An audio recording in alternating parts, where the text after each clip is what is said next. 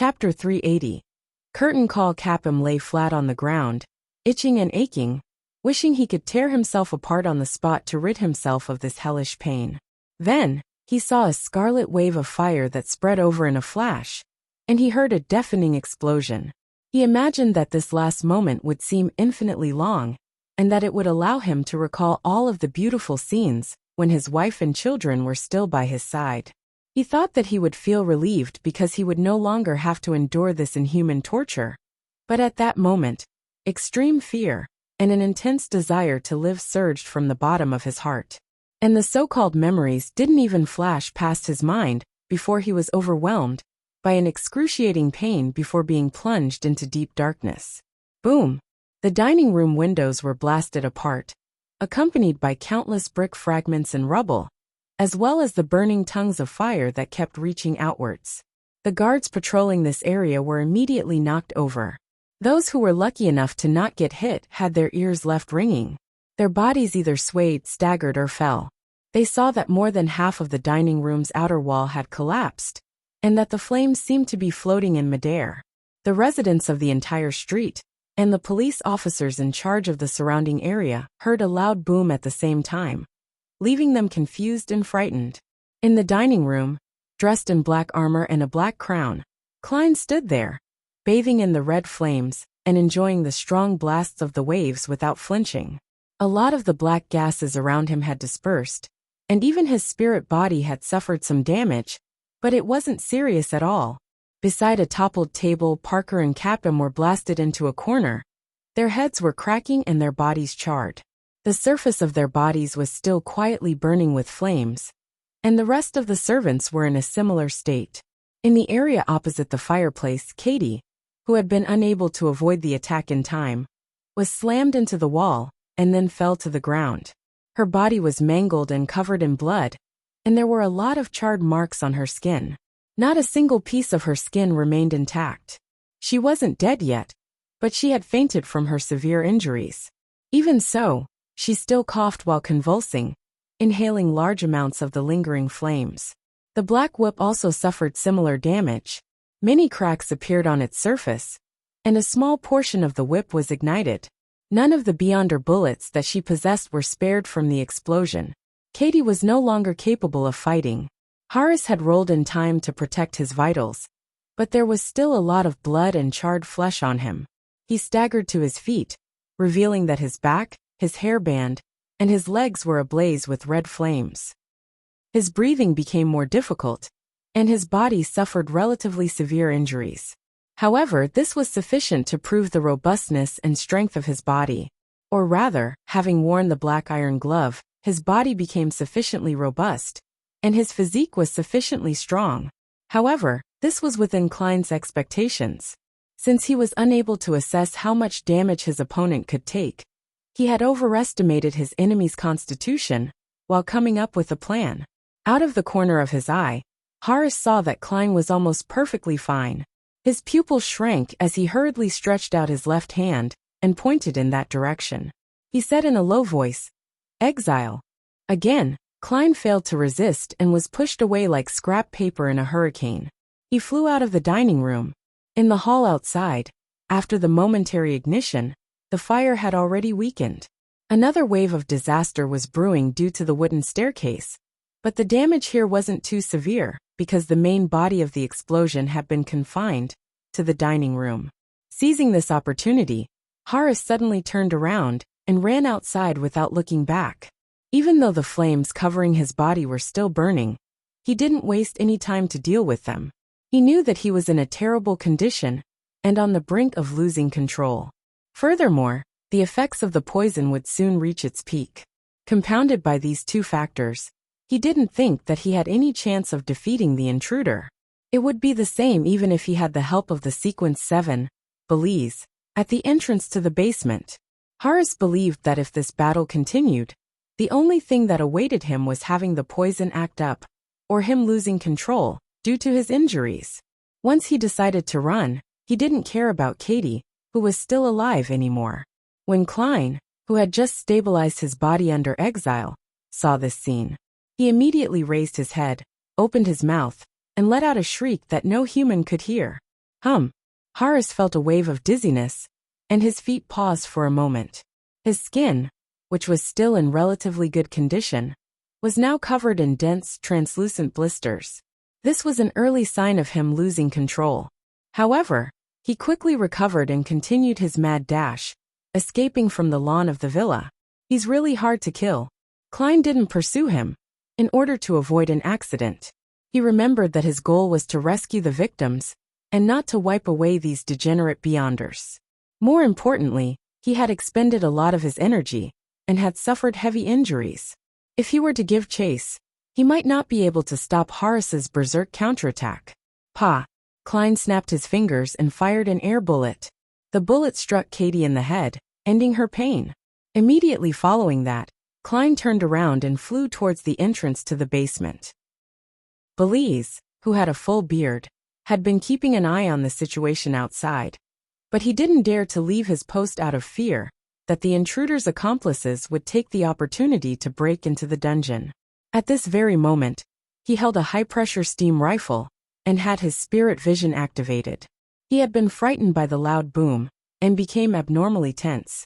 Immediately afterwards, he saw the dignified specter fly over, and without hesitation, he raised his rifle and pulled the trigger. Bang! White mist was ejected from the barrel, and a sharp-tipped pale gold bullet was shot forward at an astonishing speed. Klein was prepared and long had a hunch. He had drawn out a small curve before Belize fired. The bullet tore through the hall past the front door and to the outside. At the same time, Belize rushed out of the duty room, holding his high-pressure steam rifle, and took on a threatening pose as he quickly moved towards the door. He believed that the intruder, who could deal with Horace, Katie, and Parker, would be able to easily kill him as well. Besides, such a big commotion must have attracted a lot of attention. He couldn't be certain that the mandated punishers would come over to investigate. Therefore, his only choice was to flee. Klein once again let out an invisible shriek, making Belize feel as if he had been smashed by a hammer. He saw stars as a few drops of blood dripped from the tip of his nose. But this didn't stop Belize from running. After shooting at Klein to stop him, he was already running into the hall, tumbling towards the door. Klein hesitated for a moment, then he gave up on chasing and fighting. He turned off the main valve, went to the entrance of the basement, and snapped his fingers repeatedly. Bang! Bang! Bang! Air bullets shot at the invisible walls, gradually disintegrating the confinement. This was also one of the reasons why Klein dared to cause a gas explosion and use the biological poison bottle. With the effects of Horace's confinement in the underground dungeon, as long as it wasn't a frontal assault, he didn't have to worry about accidentally harming those pitiful girls.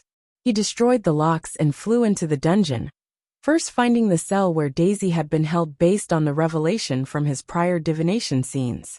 He then confirmed that she wasn't hurt too badly and was still able to move. Then his body turned illusory and melted into the metal door. Creak, creak, creak. The iron doors on one side opened quickly, one after another, as though an invisible specter was running to unlock them. Creak, creak, creak. After one side was done, he did it for the other side. Daisy and the other girls were frightened by the explosion outside. After a while, she was surprised to find that the door to her cell was open for some baffling reason. Yet no one entered. It felt like she could leave at any time. Some of the girls, who hadn't been disciplined at all since they were recently kidnapped, mustered their courage, got up, and attempted to run to the exit of the basement. They passed through the hall, which was slightly damaged by the explosion, and they left the burning villa's worsening condition, running faster and faster in the direction of freedom. When they reached the street, Daisy and the other girls thought to look back. Looking back, they could just barely make out an imposing figure standing upright on top of the evil building. It was clad in full black armor, and it wore a black crown. Whoosh! The cape behind the figure began to flutter silently. As they remembered the scene, they sought a nearby cathedral with their mistrust towards the police. When Klein returned to the smoky and burning dining room, he found that Parker's and Katie's beyonder characteristics had just begun to show signs of appearing. He checked the items they were carrying and confirmed that most of them had been destroyed. Even their money was charred to a crisp. Klein jumped up to the second and third floor, quickly checking for any relevant clues. He didn't attempt to use mediumship because he was short on time, and bringing them above the gray fog didn't meet the requirements of his curtain call. If even a minor leader was made to maintain secrecy, then these important figures would definitely have their own restrictions. They aren't good candidates for performing mediumship as I please. Furthermore, the previous series of required actions is too troublesome, complicated, and inappropriate for the current situation that I'm in. Klein ended his investigation with nothing to show for, but he picked up a deck of tarot cards. Returning to the destroyed, charred dining room, he took out all the major arcana cards from the tarot card deck and walked over to Capham's corpse. Then, he specially took 2 of them and scattered the rest over Capham's body. When this was done, he covered Capham's eyes with the 2 tarot cards he had specially drawn. They were face up with their main side. By this time, Parker's and Katie's Beyonder characteristics had appeared.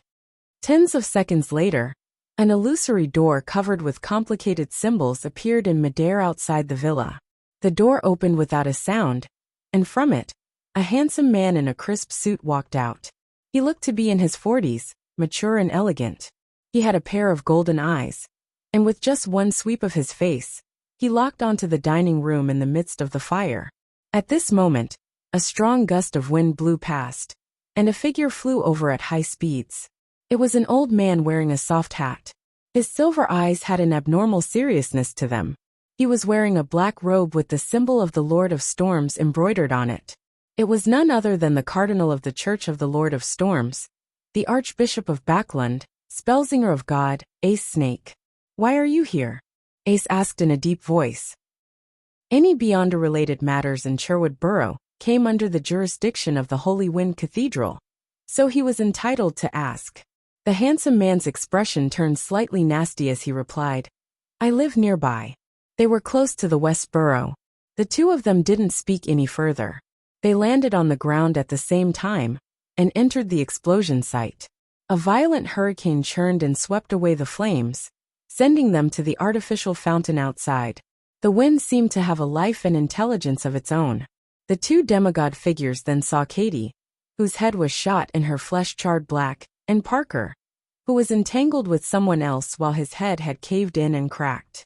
They also saw Capham, who was covered in tarot cards, as well as the 2 major arcana cards on the face of the human trafficker.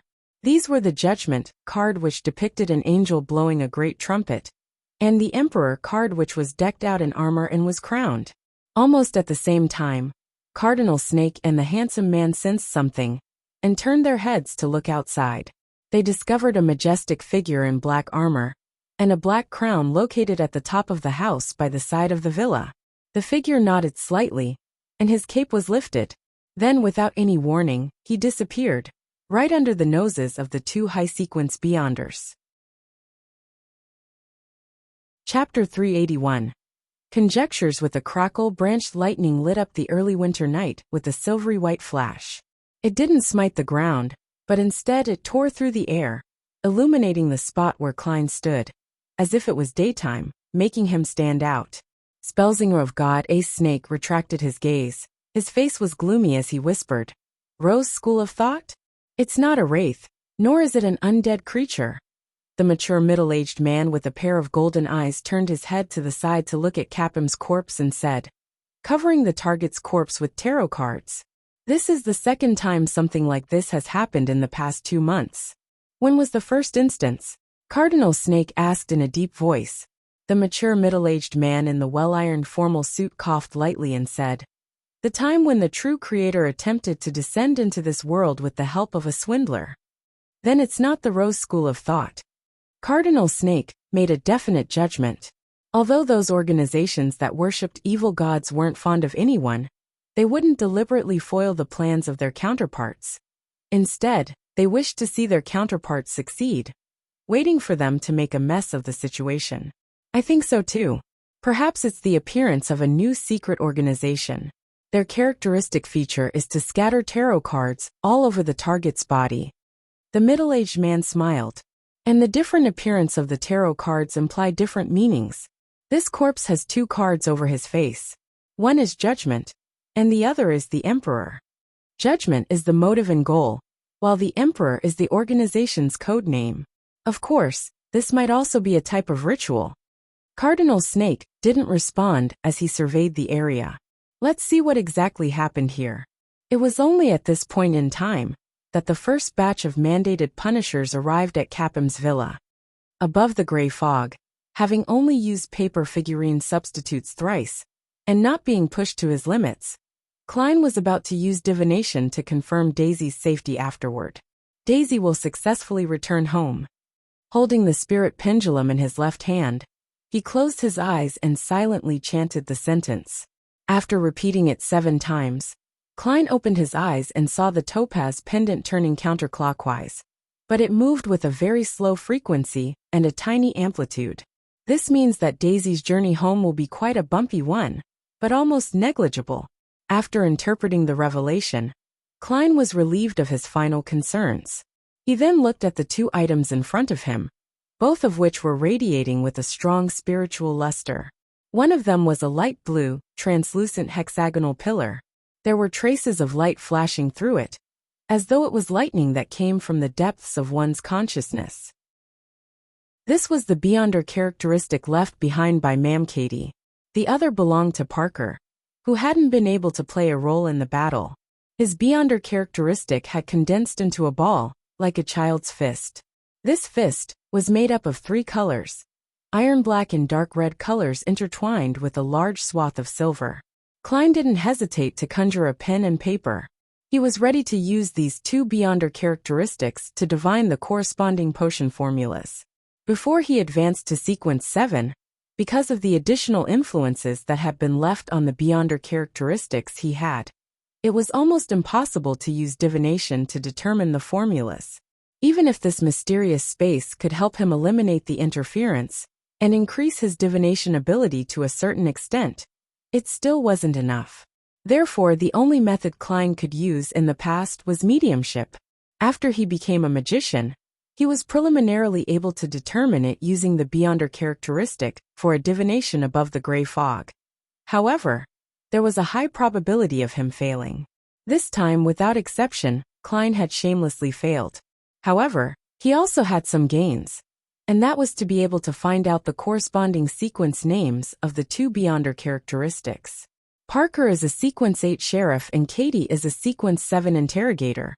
Aren't these from the Arbiter pathway? This pathway is controlled by the royal family, the military, and a small number of ancient aristocratic families in Lone. Any leaks of formulas and Beyonder ingredients are dealt with harshly. Could a number of the girls abducted by Capham be sent to the estate of some aristocrat? But there's no need for them to send 4 Beyonders to help Capham just to enjoy themselves.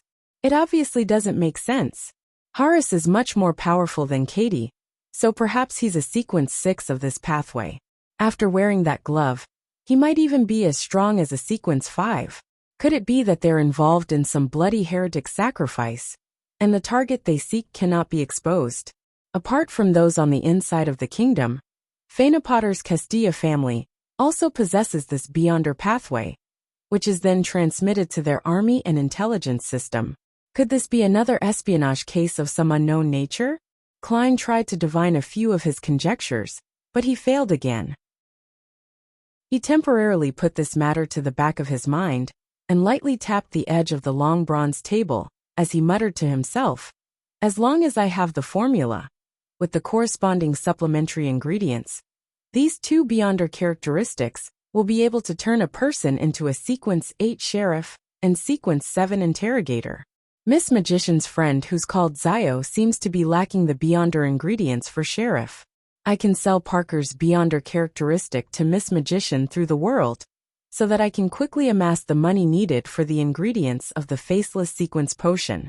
However, always doing it through the world doesn't seem rather appropriate. I deliberately left the tarot cards this time. If Miss Justice were to hear of this matter, then she would definitely believe that it was done by my adorer. I'll let Mr. Fool do the selling on his behalf. Klein quickly finalized a plan and made the sheriff and interrogator Beyonder characteristics fly to the corner and hid it among the junk pile. I wonder what the names are for the Arbiter Pathways Sequence 6 and 5. It seems like something that uses order and laws. Judge. Klein put away those thoughts and closed his eyes midway to carefully observe his current state. Once again, he felt his spirituality become lively as the potion stirred. He felt that his digestion of the potion had sped up. This time, he had confidence, based on his intuition, that he had concluded most of the magician rules. The remaining minutiae were good to have, but it didn't really matter if he lacked them. It didn't significantly affect his digestion process. Conjuring a fountain pen and goatskin, Klein enhanced his memory by writing the magician's rules. 1. Never perform unprepared. 2. Challenge the impossible, even if the final outcome is nothing but an illusion. Klein believed that these were the two core tenets of the magician's rules. Grasping them would be key, and the rest were supplementary for perfection. 3. Take the initiative to perform. 4. Try to get applause from the audience. 5. Wield control of the target's attention. Putting down the dark red fountain pen, Klein skimmed through it and judged them by himself. Daily acting, together with 3 or 4 proactive acting instances, would be enough to allow me to digest the magician potion before New Year's. If I were to challenge an impossible performance during this period, then my progress would be even faster. This is roughly at the speed I wish to achieve. There were still about 2 months till January 1st, 1350. After doing all this, Klein rubbed his temples, prepared to return to the real world. After putting away the Dark Emperor card, the biological poison bottle, and other items, he suddenly laughed and said self-deprecatingly, "Challenge the impossible. Isn't that equivalent to courting death?" As his voice echoed, Klein's figure disappeared from the space above the gray fog. In the cheap hotel in the Backlund Bridge area, he suddenly opened his eyes and saw the candlelight of his summoning ritual. After quickly clearing up everything, Klein put on a thick worker's jacket he'd bought for 4 soldi and went to the window. He picked up the sweet iced tea that he had bought earlier and looked at his blurry figure, which was reflected in the window. There was a heartfelt smile on his face as he whispered, "Cheers." Just as he finished his sentence, he touched the glass with his cup, then lifted his chin and downed it in one gulp. Then he sauntered out of the hotel. The nearby gas lamps were already fully lit up, and pedestrians and carts were bustling about, oblivious to the explosion at the border between the Sherwood Borough and West Borough. Klein strolled around the Bravehearts bar for a while, and at 7:58, he knocked on the door of the Beyonder gathering organized by Eye of Wisdom. He wore an iron mask and a hooded robe, acting completely ordinary. Meanwhile, Zio, who went to various places every night to check on her contacts, saw a sign that had never appeared before. It belonged to the golden-masked man who had sold the sheriff's formula to her at the gathering organized by Mr. A. It was the sign of an emergency meeting. He hasn't come looking for me all this time, and I've been pretending that it had never happened. Why would he suddenly? Zio thought for a moment before deciding to take a look. The golden-masked man had promised to give her some missions, allowing her to save enough money and exchange it for the corresponding Beyonder ingredients. Therefore, Zio switched areas and marked the time and place of the meeting. Half an hour later, Zio walked out of her hiding place after secretly observing a remote alley that also extended in all directions. She walked towards the golden-masked man. The man was still wearing his black tuxedo. His light brown eyes swept over Zio's head. "There's a mission for you. Difficulty and compensation?" Zio asked like clockwork. The man nudged his mask, which was forged from gold. "It's not dangerous, but it can be very dangerous. It all depends on what you do. The initial compensation is 30 pounds. If you can acquire useful information, I can even directly give you a Beyonder ingredient corresponding to sheriff." "What's the mission?" Zio said with a frown. The golden-masked man's gaze turned heavy as he said, "Through the channels available to you, figure out who has recently been keeping tabs on Capim." "Capim? That human trafficker?" Zio returned with a question. The man nodded. "Yes. I reject this mission. I hate him." Zio immediately refused. The man opposite her chuckled. "You aren't working for Capim. Because he's dead." "Dead?" Zio was instantly stunned. "He died at home. and his body was covered with tarot cards. There were 2 cards on his face, one Judgment, and the other the Emperor. By the way, pay attention to matters in the past few years, which have involved tarot cards, but were not reported to the police, the man added. Chapter 382. Hero Bandit Sherwood Borough. In the house Zio and Furs rented. Furs was just finishing the beginning of her new book, and in her good mood, prepared to reward herself with a cigarette, when Zio pushed open the door and entered the study. Smoking is harmful to your health. Zio sniffed. Furs didn't argue with her when she saw her puzzled look. Instead, she asked, "Looks like something happened to you?" Zio scratched her rough blonde hair and sat down on a nearby chair. "That person from before contacted me. The person who sold the sheriff formula to me through another person at Mr. A's gathering. He gave me a relatively simple mission. The initial reward is £30. I don't even know if there are any hidden dangers." Furs thought for a moment and then said, "That person? There should be an organization behind him. But why would they want to rope you in? Aren't they afraid of being implicated by your intelligence, thus causing the entire organization to be completely destroyed? There's nothing they really need from you either. Your looks are barely passable, but you're too short, so perhaps your life is relatively more valuable. And what mission is it?" Zio was used to her good friend's snide remarks, as she ignored what she said in the beginning. She directly answered the second question. "Investigate if there has been anyone keeping tabs on Capim recently." Capim? The human trafficker who deserves to be hanged. No, burned to death? Although Furs wasn't a bounty hunter, it was her writer's instinct to gather material.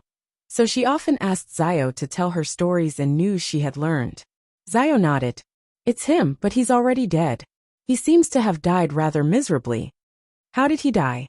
Was he sliced to death by a knife, bit by bit?" Furs asked, pleased and curious. That person didn't go into a detailed description. Perhaps it'll be mentioned in the papers tomorrow. Zio thought for 2 seconds before continuing. He only mentioned a rather special situation at the scene of the death. He said that Capim's corpse was covered in tarot cards. His face was covered with the Judgment and the Emperor cards. The Judgment card probably meant that it was a judgment on Capim, and the verdict was death. But what does the Emperor card represent? That murderer know that hero's identity? As a best-selling author, Furs instinctively began interpreting the unique layout of the scene of the crime. Suddenly she froze. Tarot cards? The corpse was strewn with tarot cards? Furs suddenly thought of the secret organization she had just joined. Tarot Club. It couldn't be one of us, could it? However, none of the members has the code name of the Emperor. If it's really the case, then this is the first time I found traces of the Tarot Club in the real world. We're not just a secret organization that only exists above the gray fog. As Furs's emotions churned, she felt pleasantly surprised and also worried. Under an attendant's lead, Klein entered the familiar activity room. There was only one candle in the room. The dim yellow light made the surroundings look like a scene from a ghost story. Coupled with the black robes and the iron masks worn by the mysterious people, the atmosphere turned even more intense. The moment he stepped in, Klein suddenly had a baffling sensation. He felt the flickering candle flame staring at him. He felt that the flame would burst and ignite his hair and robe. He felt that the curtain behind the oriel window would suddenly flare up, enveloping his body and covering his nose and mouth, forcefully choking him to death. What's happening? Klein was stunned as he turned extremely tense. It wasn't a premonition for danger, but a feeling that was hard to avoid. Klein carefully found a seat and sat down. The moment his buttocks touched the surface of the chair, he felt as if the chair would explode and thick wooden thorns would end up piercing through his body. This reminded him of the videos he had seen back on Earth. Due to the explosion of a low-quality gas cylinder under a swivel chair, the steel pole, and the debris had stabbed into the seated owner's buttocks, drilling into his abdomen. The whole scene was filled with badly mutilated blood and flesh, a ghastly sight. Why am I always making such bad associations? Is it because of the damage done to my spirit body from the battle earlier? Klein looked around thoughtfully, and saw that the fat apothecary had still not attended. What happened? Or has he already left Backlund? Klein murmured something to himself, and heard Eye of Wisdom announce the beginning of the gathering. In the course of the next few hours, Klein felt as if the chandelier on the ceiling was going to fall sideways and smash into his head. He thought that the coffee table in front of Eye of Wisdom would suddenly move sideways and stumble him over, and he suspected that the members of the gathering around him were full of malice and might cause him trouble at any moment. It made him fidgety, alert and puzzled, and he was too distracted to pay attention to deals that either ended in success or failure. If one is to say that a premonition for danger is like an occasional vibration, reminding one that there's news entering the room or an incoming phone call, then the feeling I have at this moment is akin to an electric drill boring constantly, causing me to be unable to relax or pay attention to anything else. Klein tried to rub his forehead, but it only touched the cold iron mask. At this moment, he felt as if his iron mask would suddenly cave in and stick close to his face, embedding itself into his brain. Is it really because my spirit body was damaged, so it's making me hallucinate? Klein frowned. He originally wanted to make a request to buy the 1,000-faced hunter's blood and mutated pituitary gland at this meeting. But in such a situation, he could only give up out of caution. Although the level of Eye of Wisdom's gathering wasn't high, and there was a high probability that it wouldn't involve a high-level monster like the 1,000-faced hunter, Klein believed that a lot of the members here also attended other gatherings and might be able to come into contact with the relevant information and clues. Amidst his anxiety, Klein attended the gathering as a bystander. Just after taking off his robe, removing his mask, and leaving the room, the feeling that everything in the room was going to harm him had instantly disappeared, disappearing in the oddest manner. Klein's pupils shrank, confirming that his previous experiences didn't originate from the damage to his spirit body. Otherwise, he wouldn't have experienced two completely different states, inside and outside. He suspected that there was a person or creature in the activity room of the gathering, one that was invisible, imperceptible, and extremely terrifying. That entity had stimulated his spiritual perception as a seer and his sense of danger as a clown.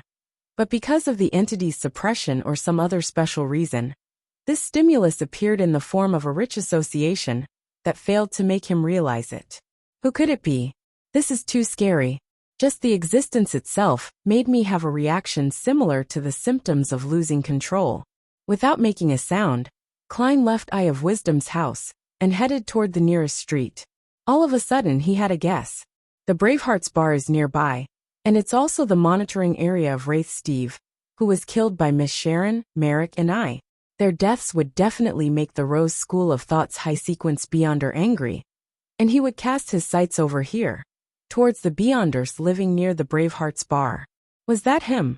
Fortunately, I used the biological poison bottle and the sun brooch tonight, and to prevent myself from being divined, I left them above the gray fog.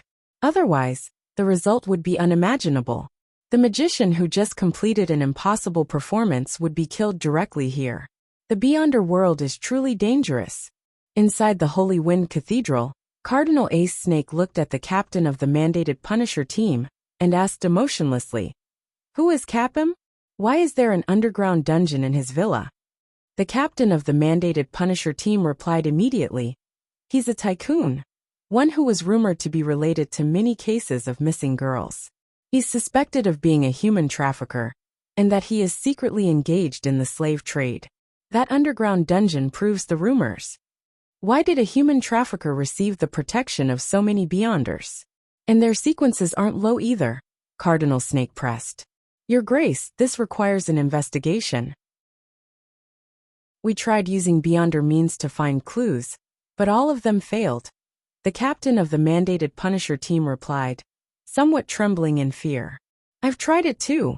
Cardinal Snake didn't blame him. This member of the Church of the Lord of Storm's upper echelon paused for a moment before continuing. "Continue to investigate this matter. Also find that sequence 6 or 5 Spectre." After his subordinate had left, Cardinal Snake picked up his fountain pen and wrote down in his notebook a number of subjects to pay close attention to. Capim, human trafficking, tarot card ritual, strange spectre without a high sequence concealed plot. In Empress Borough, the opulent villa of Count Hall, Audrey was waiting for the maid to cut up the food when she heard her father, Count Hall, who was used to reading the newspapers at breakfast, laugh. "Capim is dead." "Who is he?" Audrey asked with her eyes wide open. In fact, she wasn't the least bit curious about who Capim was. She was simply going along with her father, who obviously had the desire to share his thoughts. This was both her specialty as a daughter and the innate nature of a telepathist. He's a tycoon who secretly might be a human trafficker. He has rather good ties with some people. Heh, Count Hall chuckled. He was killed last night. There were obvious signs of him being judged at the scene of the crime, so the newspapers are calling the murderer a hero bandit. The hero bandit Dark Emperor. Oh, they named him after the code name of the rulers of the ancient Solomon Empire. Hero bandit? Hero bandit Dark Emperor? Dark Emperor. Audrey immediately thought of the card of blasphemy belonging to Mr. Fool. This was the item of the highest level she had come into contact with so far. She suddenly became interested in the Capim murder. It sounds interesting. Although it's illegal, I still want to say that the hero bandit did beautifully. Oh Dad, how did it go? The police and relevant departments of the church didn't divulge any exact details. I haven't met them either, but this is what's said on the papers. The hero bandit was dressed in black armor and a black crown. He had a cape of the same color behind him. After he entered Capim's villa, not only did he steal all the valuables in the safe, but he even stole the lives of Capim and his evil henchmen, rescuing girls who were locked up in the underground dungeon. He scattered tarot cards on Capim's body, and the most prominent of all were the two cards that covered his face. One of them was Judgment, and the other was the Emperor. Count Hall held the newspaper as he described it with a smile. Tarot cards, Judgment card and the Emperor card. Audrey's eyes suddenly lit up. Chapter 383. Returning home, Audrey could almost be certain that it had been done by Mr. Fool's adorer when she heard the description of the familiar scene. She suddenly felt a strong sense of immersion, participation and pride. That was a human trafficker whose hands were stained with blood and evil. The Judgment card is the retribution enacted against him in the name of justice. Was the verdict hanging, beheading or burning at the stake? The Emperor should be a symbol of his identity. Was this the adorer who sneaked into the Royal Museum and stole the Dark Emperor card? Audrey let her imagination run wild for a moment. She had intended to press for more information and finer details, but from the look on her father's face, the tone of his voice, and the color of his emotions, she could tell that he still didn't know what was going on.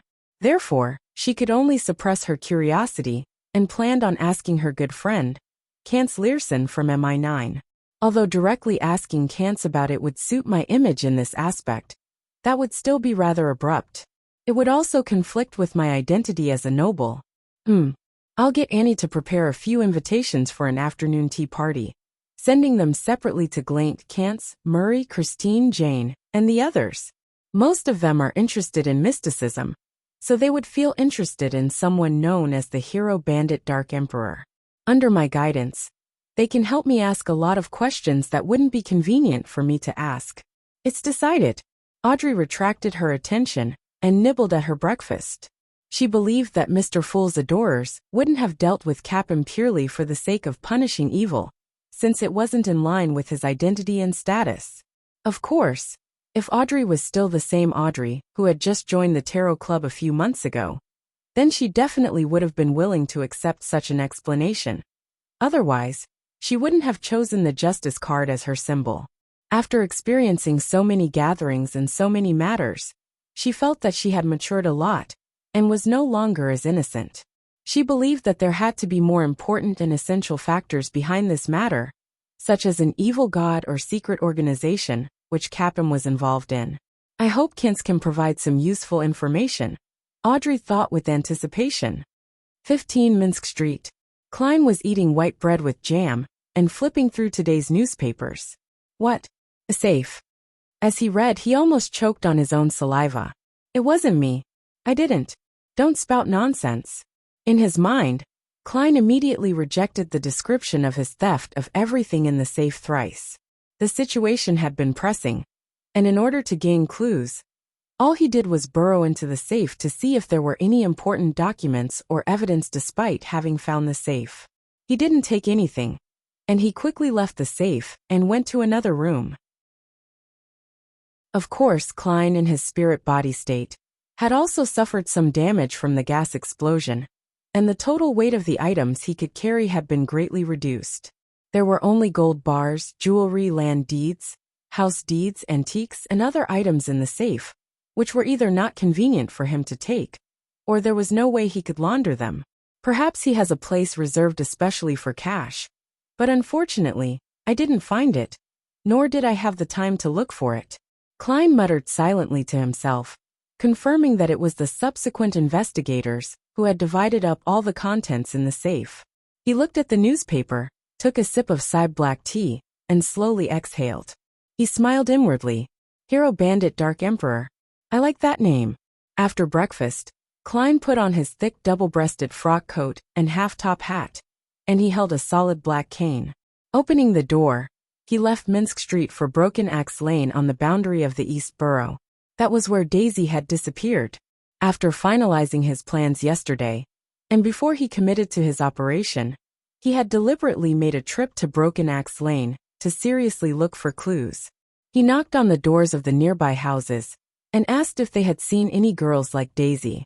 Although Klein didn't believe that the official Beyonders would think that a poor family would be able to afford a hero bandit who had at least the strength of a Sequence 6, and he believed that there was a higher probability that the investigation would be directed towards the secrets Capim was involved in, supplemented by who had been keeping tabs on Capim recently, and other peripheral investigations, he still cautiously decided to put on a show and try his best to play out the entire act.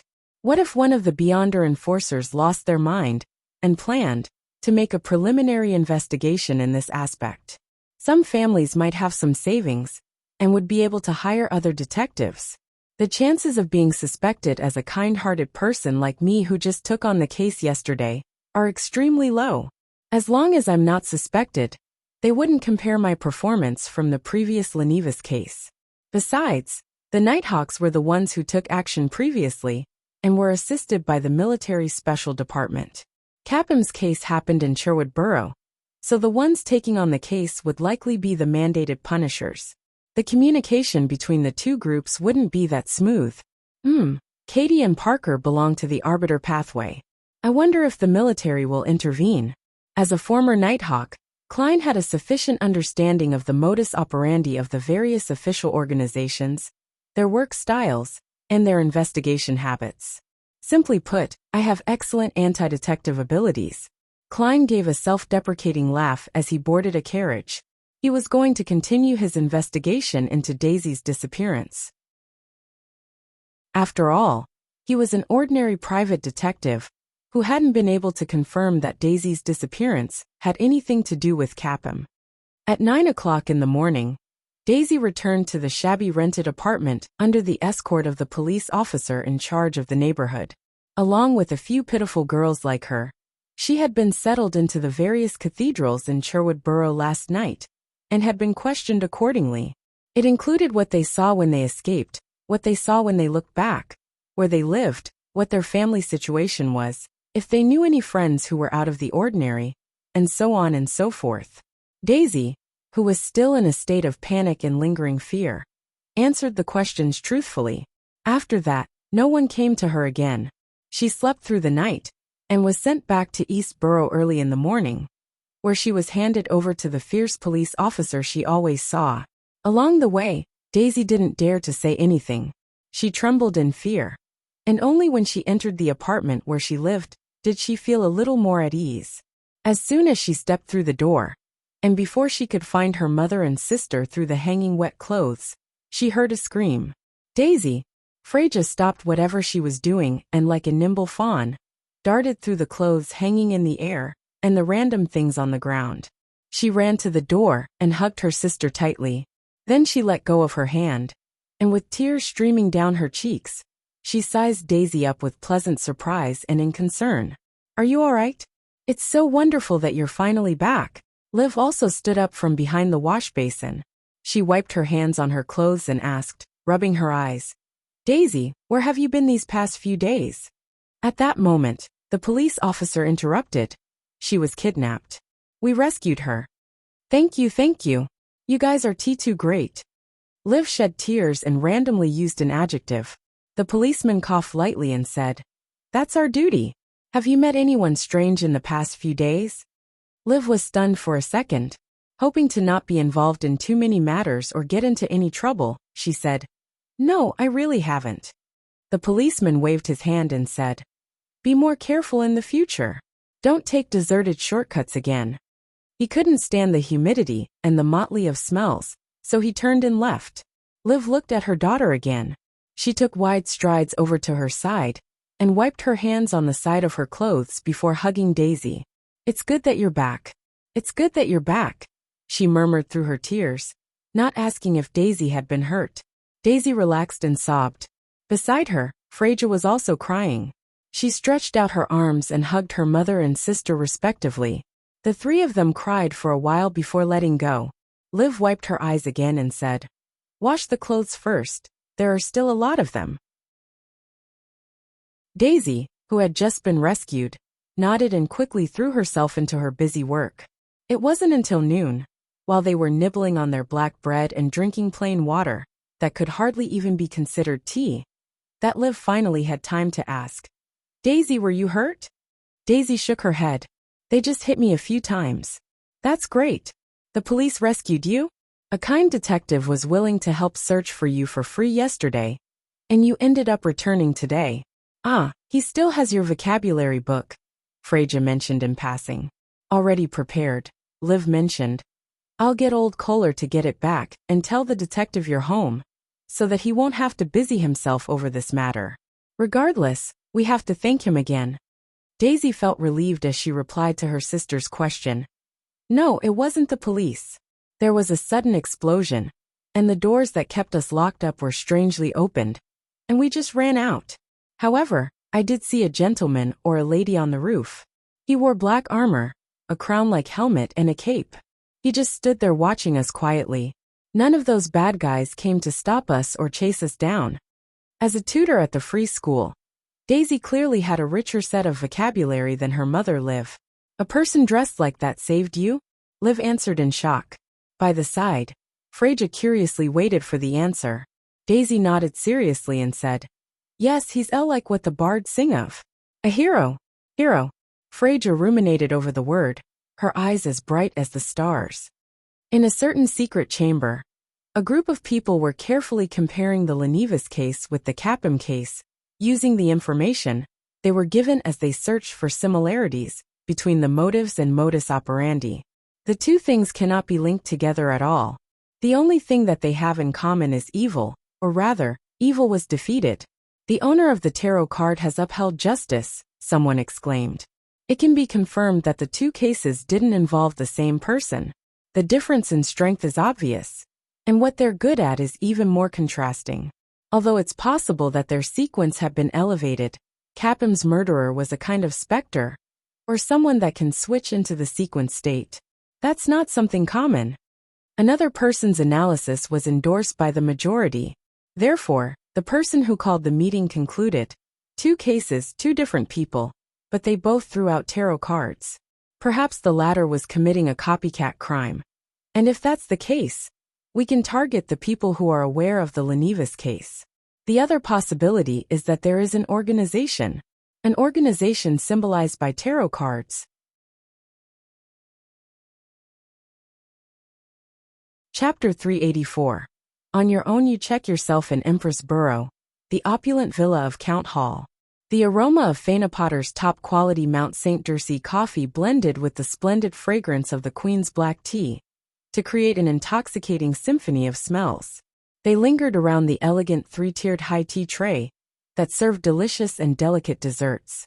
This was the high tea party organized by Audrey.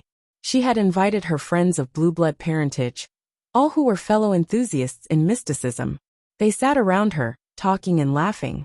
Under Audrey's imperceptible guidance, Jane, Murray, and the others became extremely interested in the Dark Emperor, the hero bandit who had appeared last night.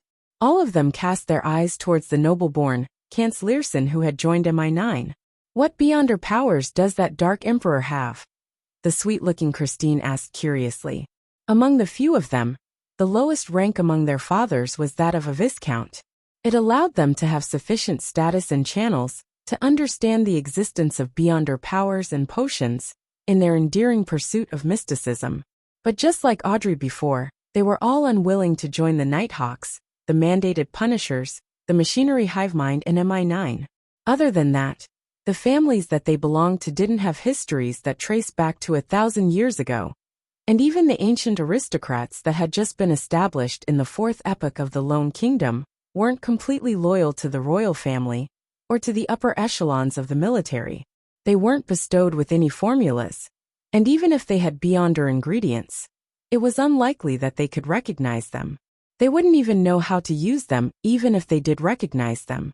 This limited the possibility of Murray, Christine, and the others in becoming beyonders. They could only look forward to it, but it was difficult for them to take that crucial step. As for whether or not their elders had collected the potion formulas and nurtured beyonders for their families, that was beyond their purview. After all, this wasn't allowed.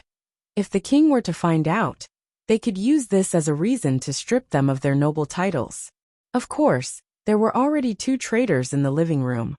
Audrey, who had advanced to Sequence 8 telepathist, and Viscount Glaint, who had gathered 1 portion of beyonder ingredients. It wouldn't be long before he became an apothecary. The tall, thin young gentleman Kantz took a sip of his coffee and said, "I won't give you a direct answer. I'll just tell you some facts. Other than traces of a gas explosion in the dining room where the battle happened, various means were used to detect poison, substitutes, Spectre's shriek, bullets condensed with holy powers, and other elements. By the way, that Dark Emperor, no, Hero Bandit, was in a Spectre state. It doesn't look like the person who had killed Rear Admiral Hurricane Kalangos, nor does it look like the person who had dealt with Lenevis in the sewers. Is the person involved in Capham's case Mr. Fool's third adorer, who stole the Dark Emperor's card? There are at least 3 adorers in Backland alone. How many adorers does he have in total?" Audrey's heart skipped a beat as she deliberately asked. Was there an intense beyonder battle? Murray, under her lead, asked one step further. There were beyonders at Capham's place? Relatively powerful beyonders? And there was more than one. He's just a trafficker. Viscount Glaint unconsciously expressed his doubt. Audrey maintained her faint smile and curious gaze, patiently waiting for Kantz's reply. Kantz laughed and said, "Murray's guess is correct. I can only say this much. Do you want me to be locked up by Captain?" Capham's place had more than one relatively powerful beyonder. Indeed, he's not an ordinary human trafficker. He might be involved in many matters regarding mysticism. Human trafficker. Could he be involved in some cult sacrificial rite? Mr. Fool's adorer attacked because of this? It was roughly the same with Lenevis. It involved a cult and sacrifices, as well as the descent of the true creator. I wonder which cult and evil god is behind Capham. Mr. Fool's goal seems to have always been targeting these evil gods. Is it really strife between the gods? Who knows how many grand schemes of those evil gods he has foiled? Audrey made many connections as her heart surged with emotions. Our tarot club's enemies are the evil gods. The rest aren't qualified. Does Mr. Fool wish to get the title of the nemesis of evil gods? Audrey pursed her lips and chuckled softly in her heart. Then, she suppressed her emotions and secretly made a confession. "Audrey, how can you do this? How can you use Mr. Fool as a joke?" At noon, when Klein returned to Minsk Street, he found, as he had expected, a letter from old Kohler, who had paid a carriage driver to deliver to his mailbox. This was their agreed-upon contact method during an emergency.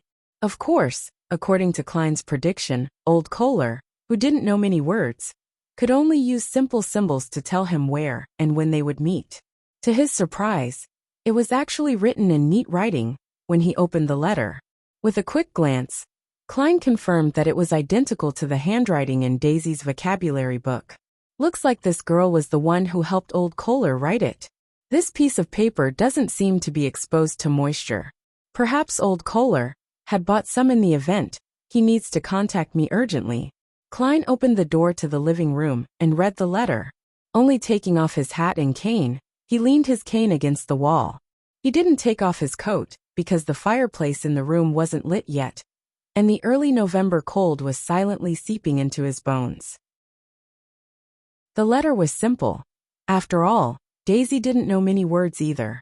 She thanked the detective for his kindness and good intentions before telling him that she safely returned home, and she finally said, in a tactful way, that she hoped he would bring her vocabulary book with him the next time he came to Eastborough.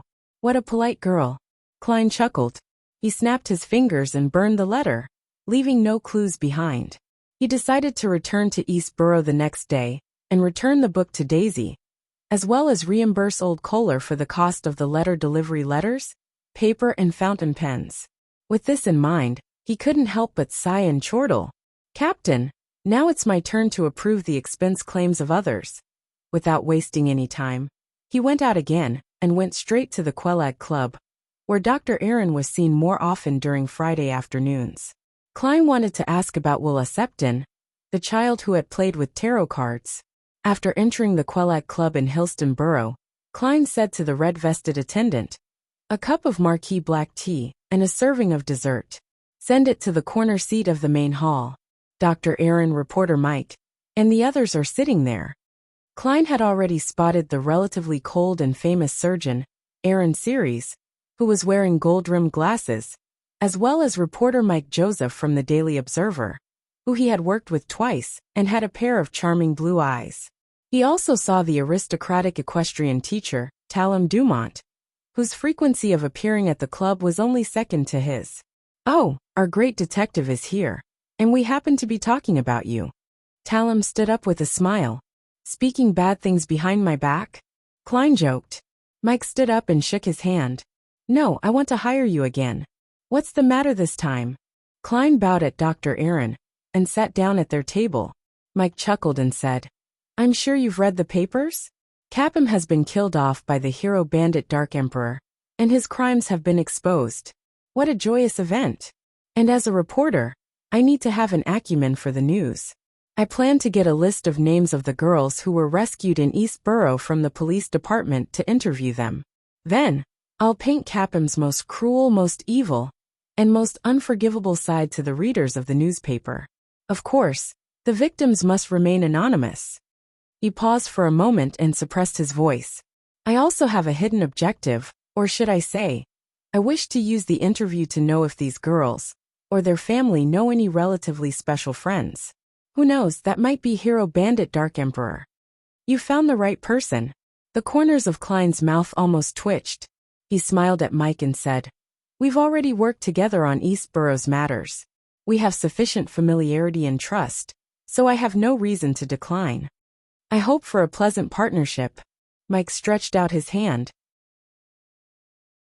"We'll start tomorrow or the day after tomorrow, and we'll be paid the same as last time for a total of £10. At that moment Dr. Aaron, who had been listening by the side, said, "Sherlock, I want to hire you as well. This evening or after dinner." "It looks like my business is improving recently," Klein asked, amused. "Will it conflict with Mike's request?" "No." Aaron shook his head. "My luck recently has been pretty good. This makes me suspect that my bout of bad luck was because of that child's inverted Wheel of Fortune card, and the words he said. I'm very troubled and puzzled in this regard. I swear to God that I was very nice to him, and I treated him with the best of intentions. Why would he treat me that way? I wish to visit him at his place and confirm that he didn't do it on purpose. However, I'm ultimately afraid that something similar would happen again or some accident might occur. Therefore, I wish to hire you to protect me, just for tonight. It won't conflict with Mike's request. How about it?" "That's what I wanted to do. After challenging the impossible and doing good deeds, my moral standing has become pretty good. Am I really going to become the king of yellow and black who wields good luck?" Klein was pleasantly surprised as he said with a reserved smile, "No problem. We can talk about the remuneration." City of Silver. Derek Berg once again examined the translucent worm with 12 circles, the remains of Amon's avatar. He had originally wanted to ask Mr. Fool what this was exactly, but considering how he had already troubled this godlike figure once, He couldn't bring himself to ask as he abandoned this plan. Now he planned on showing it at the next tarot gathering and ask Mr. Hangman, Miss Justice, and the rest. After hiding the worm, Derek suddenly thought of something. It was about time for the team that had gone with Shepherd Elder Lovia to explore the half-destroyed temple of the fallen creator, to return. It wasn't too far from the City of Silver, and it was in a direction that they hadn't set foot in before. He decided to take a look. There were quite a few people he knew among the expedition team. Chapter 385. A story about love looking at the dark sky being lit up by streaks of lightning. Derek didn't knock on the doors of the few acquaintances he knew. Instead, he walked along the broadest road and walked all the way to the training field at the edge of the City of Silver. After each exploration team returned, they were forced to stay here for a certain period of time. Not only would it be convenient for them to communicate and report on the things they encountered in the darkness, but they would also be quarantined in a tactful manner to guard against strange things that might latch onto any member's body and suddenly erupt after a certain amount of time. This was the result of the City of Silver's 2,000 years of experience. It wasn't that complicated, but it was quite useful.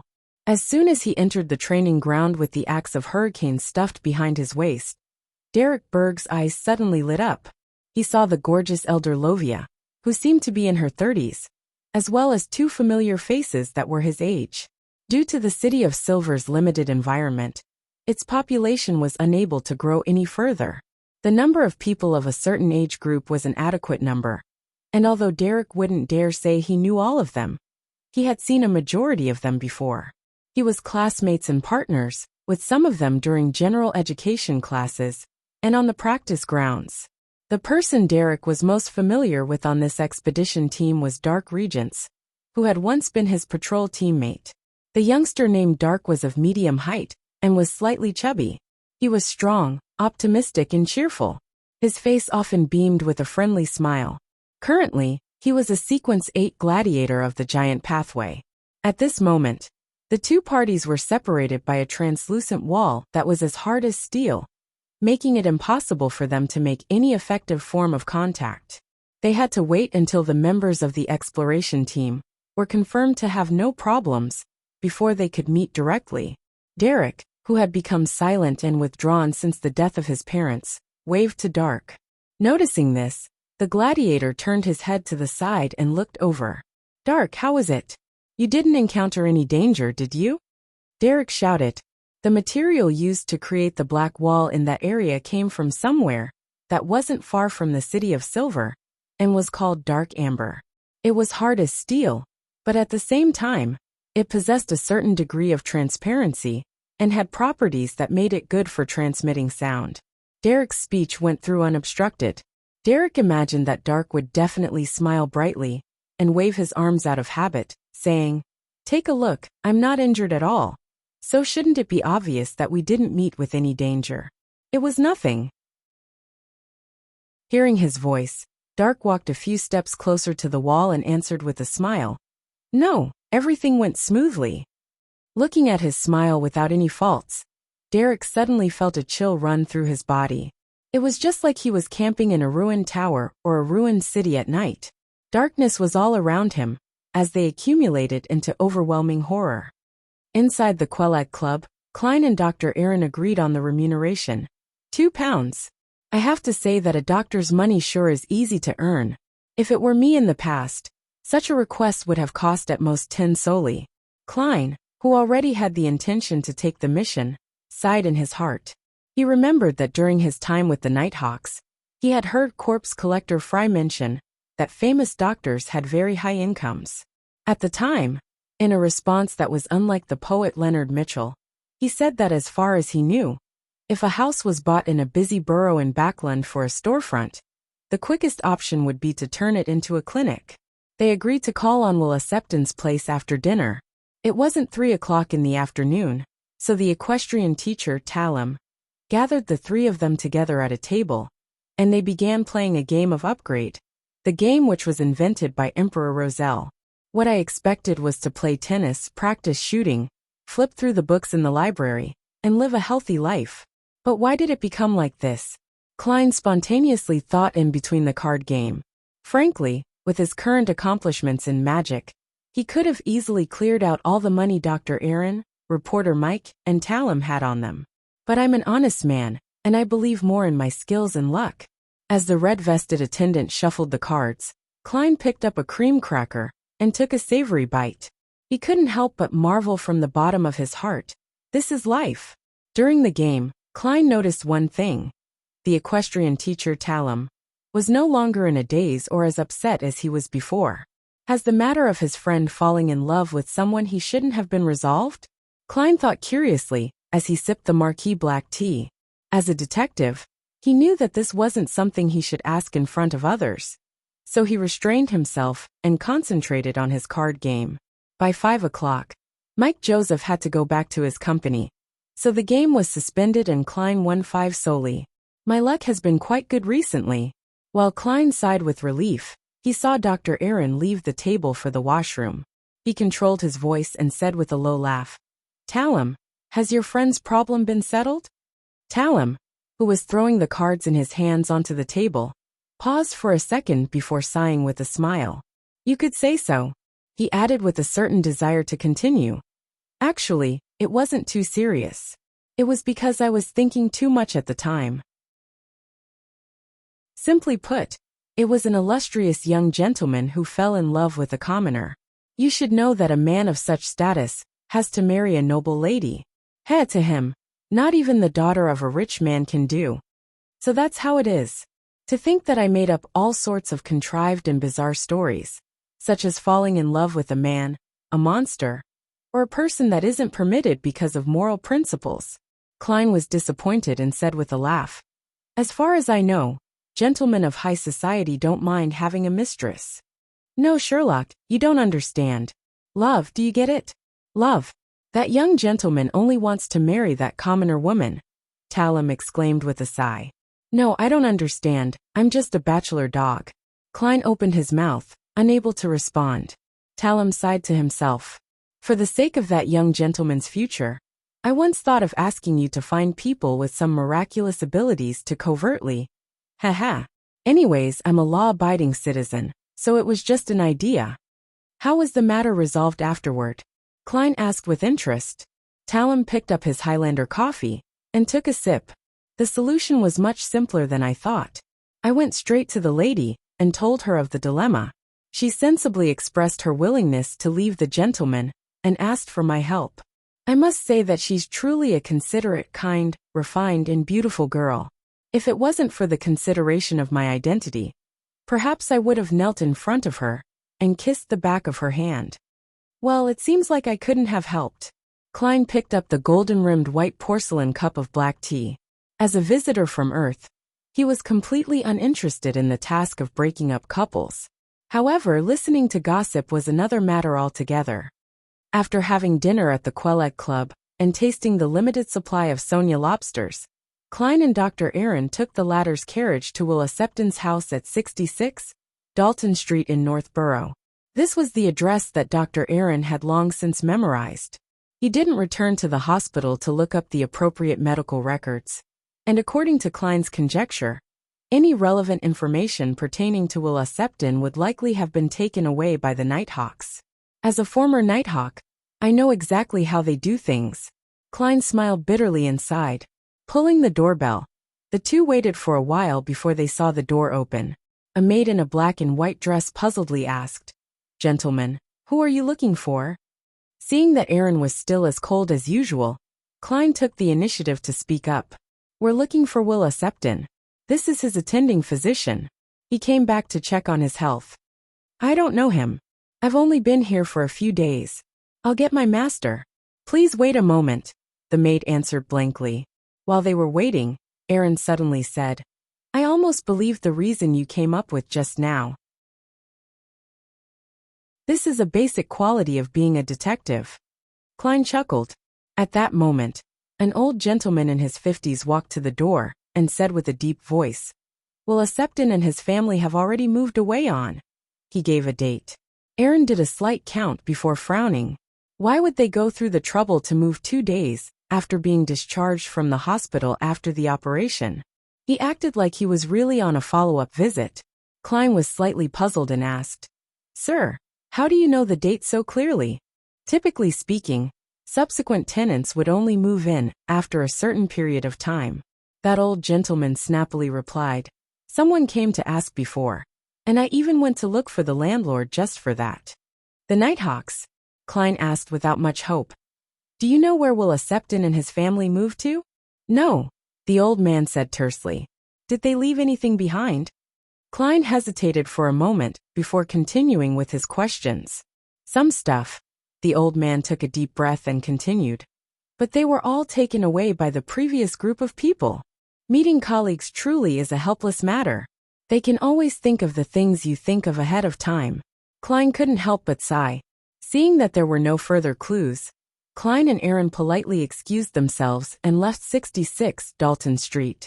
"It seems like you'll have to wait a long time before you can resolve your doubts." Klein turned to Dr. Aaron. Aaron was silent for a few seconds. Then he slowly let out a breath. "After what happened just now, I'm not so troubled anymore. I'm just a doctor, and it's good enough to mind my own affairs. I should return to do a follow-up checkup and not question the situation, what other people think, or why they're not kind. That shouldn't be something I should be concerned with.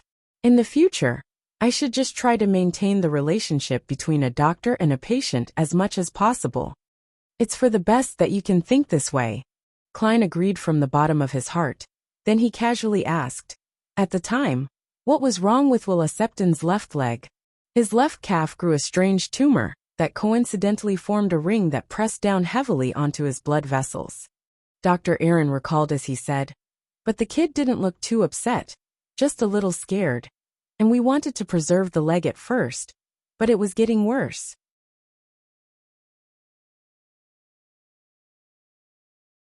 Chapter 386, A Nightmare City of Silver. Derek Berg had no idea how he got home. All he remembered was the indescribable horror. Dark Regence's character and behavior didn't appear too different from his former self. However, it was true that there was a change to him that was unsettling. Derek was afraid that the City of Silver would be targeted by the evil god, the fallen creator. Afraid that the City of Silver would be obliterated before he could become the sun, saving it from its more than 2,000-year-long curse, and give hope and sunshine to the residents here. At that moment in time, he hated himself for not being strong enough, that he was still only at sequence 8. "No, I can't just watch idly." Derek suddenly stood up, and he prepared to rush to the spire and tell the other elders of the 6-member council and Chief Colin Iliad of what he had discovered. However, Derek knew that such anomalies weren't suspicious. Every time they explored the depths of the darkness, the members would have a period of intense tension lasting for days, tens of days, or even more than a month. In addition, the uninhabited desolate plains and the hopeless journey would bring about extreme depression. In addition, in order to be safe, the members of the exploration team wouldn't be allowed to release any sexual urges that had been pent up during their excursions, which caused them to act differently after every exploration. If they ended up with more than half the team ending up dead or injured, a huge change in personality wasn't a rare occurrence. The manner of handling such people could only be dealt with via the usual quarantine and treatment, with almost zero exceptions. The City of Silver had the first 3 sequences of the Dragon Pathway, so there was no lack of psyche analysts. Derek rushed to the door and suddenly slowed down. He knew that this method of reporting to the 6-member council might not be effective. It would likely arouse suspicion, and there might even be the threat of being targeted by the shepherd, Elder Lovia. After pacing back and forth for more than 10 seconds, Derek gritted his teeth and pulled the door open. He felt that he had to warn the elders of the 6-member council, even if it would be a huge risk for him. For the vast majority of the residents of the City of Silver, sacrificing their lives to maintain the existence of this city and the continuation of this civilization was the belief that was ingrained into their bones. Selfish people often didn't live long in such environments regardless of whether it was outside or inside.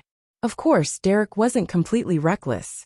Under the tutelage of the members of the Tarot Club, especially the Hanged Man, He clearly understood that there were times when one had to be patient, protect himself properly, and avoid unnecessary sacrifices in order to better defend the City of Silver. I'll only talk about the abnormality I observed. It shouldn't be dangerous. Derek consoled himself, running faster and faster. Finally, he saw the spire that represented the highest authority in the City of Silver. He found a Beyonder on duty and made a request to meet with the chief. To Derek's surprise, the Beyonder didn't ask the usual questions.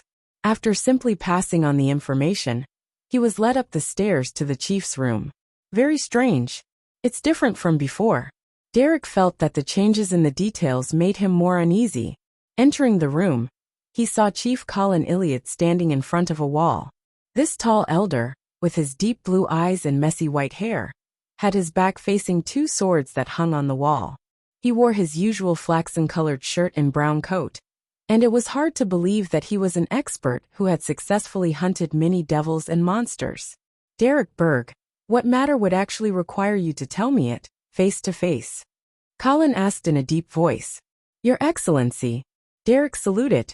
I met the team that was sent to explore that temple at the training grounds today. I found that the Dark Regents I know has experienced a strange change. He's no longer as cheerful as he was before, and his smile is as polite as a stranger's. Also, Elder Lovia doesn't frequently change the way she speaks like she usually did. Colin looked deeply at Derek and asked in a low voice. Just these two things? Yes. Derek lowered his head. I think there might be something unusual about that. Colin waved his hand and said, I got it. I'll get Aflor to do an investigation. You may return. In the future, you just need to report such matters to the Guardian of the Spire directly. Aflor was the City of Silver's most experienced psyche-analyst who was closest to Sequence 6. It was a pity that there was no potion formula after Sequence 7. After receiving such an answer, Derek left gloomily. Looking at Derek's back as he disappeared by the door, Colin sighed in disappointment. After talking to Dr. Aaron about Will Acceptan's situation for a while, Klein got off the carriage and took the steam metro. After 3 stops, he arrived near Minsk Street and switched to a trackless public carriage to return home. As it was still early, he used divination to confirm that the previous tenant wasn't lying, and then he diligently continued to study the Book of Secrets. Ever since he had obtained this mysterious book, Klein's use of the mysterious space above the gray fog became more and more ingenious, as he completed many more outstanding techniques. What limits me now is my own sequence, my own strength and spirituality. Late at night, Klein hid the Book of Secrets and went to the bathroom to wash up, in preparation for bed. That night he slept soundly. Even the church bells in the morning only made him turn over. Winter is the best time to stay in bed. Klein grunted and got up. To reward the hero bandit Dark Emperor, he had a sugared hard-boiled egg and strawberry jam he specially bought to match with white bread. Just as he was enjoying his meal, the doorbell suddenly rang. Didn't I tell Mike to come after breakfast? He took a sip of the sweet soup and wiped his mouth with a napkin. According to his agreement with reporter Mike, he would only arrive half an hour after breakfast before they began interviewing the rescued girls of East Borough. If Mike didn't appear after half an hour, then it meant that the matter would be delayed by a day. Klein walked to the door, but before he could reach out his hand, the outline of a visitor appeared in his mind. He wasn't reporter Mike Joseph but Dr. Aaron Series. Good morning, Aaron. Did you sleep late last night? Klein noticed that Aaron's face was pale, so he quietly activated his spirit vision to take a look. Aaron took off his hat and cane and started to take off his coat, but the cold air in the room stopped him. Klein laughed dryly and said, As you know, I'll be going out today. Mike might come looking for me, so I didn't light up the fireplace. Aaron nodded and didn't say anything else. He followed Klein into the living room, found a seat and sat down. Sherlock, I had a nightmare last night. I dreamed about that child, Will Acceptan. Nightmare? This is within the limits of my knowledge. I'm a professional when it comes to interpreting dreams. Far more professional than deduction. Klein leaned forward, clasped his hands and said, What kind of nightmare? Aaron recalled and said, There are some details and processes that I can't remember. What I remember most is a tall, pitch-black steeple, with a huge silver snake coiled around it. It was moving slowly, looking at me with its cold, merciless red eyes. I don't know why, but I entered the steeple, and I would go up the stairs and at other times down the stairs, going through walls after walls, and one locked door after another. Finally, I found the child called Wuxia in a dark corner. He hopped a few steps on one leg and curled up against the wall, with tarot cards scattered everywhere beside him. When he saw me, he was scared and happy. He called out, "Dr. Aaron." The whole dream was roughly like that before I woke up. Klein listened attentively and thought for a while before asking, "Did Wuxia say anything else?" Aaron frowned in thought before suddenly saying, "Yes," he said, "Dr. Aaron, a snake wants to eat me." Following that, a giant silver snake hung down from the ceiling, its head facing me. Its mouth was very big, but it has no teeth, no tongue, and it was completely blood red. Silver giant snake. A pitch-black steeple. Wuxia protected under layers of protection, Klein said to Dr. Aaron in a measured voice. It's not a very strange dream. It likely has you subconsciously sensing some kind of predicament he was in while you were talking to Wuxia, that he was being threatened by something. That's why you dreamed of something like this. A child hiding in the depths of a tall steeple, behind countless walls and doors. Huge silver snakes coiling around the top of the steeple. Haha, as a detective, we know a little bit of psychology. It's also often talked about in the newspapers. What I don't understand is why you didn't have such a dream until today. Klein didn't lie about his interpretation, but he didn't reveal the possible true reasons behind it. Aaron opened his mouth and said, "I was in too much of a hurry just now and forgot to mention something." As he spoke, he took out a leather wallet and took out a fairly exquisitely folded paper crane. After realizing that Wuxia and his family had moved away, I remembered that he had given me this before he left the hospital, saying, "Doctor, this will bring you good luck." I didn't pay much attention to it at the time, and casually threw it into the office drawer. After parting with you last night, I went to retrieve it and put it in my wallet. As a result, I had a nightmare that very night. Klein looked at the paper crane, nodded thoughtfully and said, "Dr. Aaron, it looks like Wuxia didn't deliberately bring you bad luck. He had made up for it later. The paper crane invented by Emperor Roselle is meant to act as symbolism for wishing you well. Besides, he said it would bring you good luck." Aaron subconsciously asked, "Origami was invented by Emperor Roselle? I don't know if it's him, but I think it's likely him." Klein smiled. "Probably." Chapter 387. The uniqueness of a spirit world. Aaron was relieved by Klein's explanation and reassurance, and he prepared to observe for a few more days to see if there were any more nightmares such as this. After sending the famous surgeon out of the door with a smile, Klein's expression suddenly became solemn, as if he was thinking about something. There was no problem with his interpretation of the dream. The pitch-black steeple, the walls and doors that blocked his path, and the giant silver snake, they all symbolized that Wuxia was in a situation where he was threatened by something that symbolized the child's fear and helplessness, as well as his attempts to hide behind layers of protection. But the problem was that this was unlikely to be a revelation Dr. Aaron's spirituality had received on its own.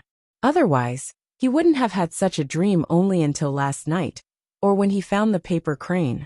A similar development should have taken place long before Wuxia was discharged, back when his spirituality unconsciously became aware of the particularly strange developments, allowing him to have similar experiences as he had now. Therefore, Klein suspected that the medium which instilled the dream into Dr. Aaron was the paper crane. Klein activated his spirit vision to carefully observe this handicraft, but he didn't find any spiritual brilliance. However, his spiritual perception and intuition told him that there was something strange about this piece of origami. Certain magical aspects that might involve the most illusory, most difficult to comprehend, and most worthy of fear and reverence. Fate. That child called Wuxia isn't simple.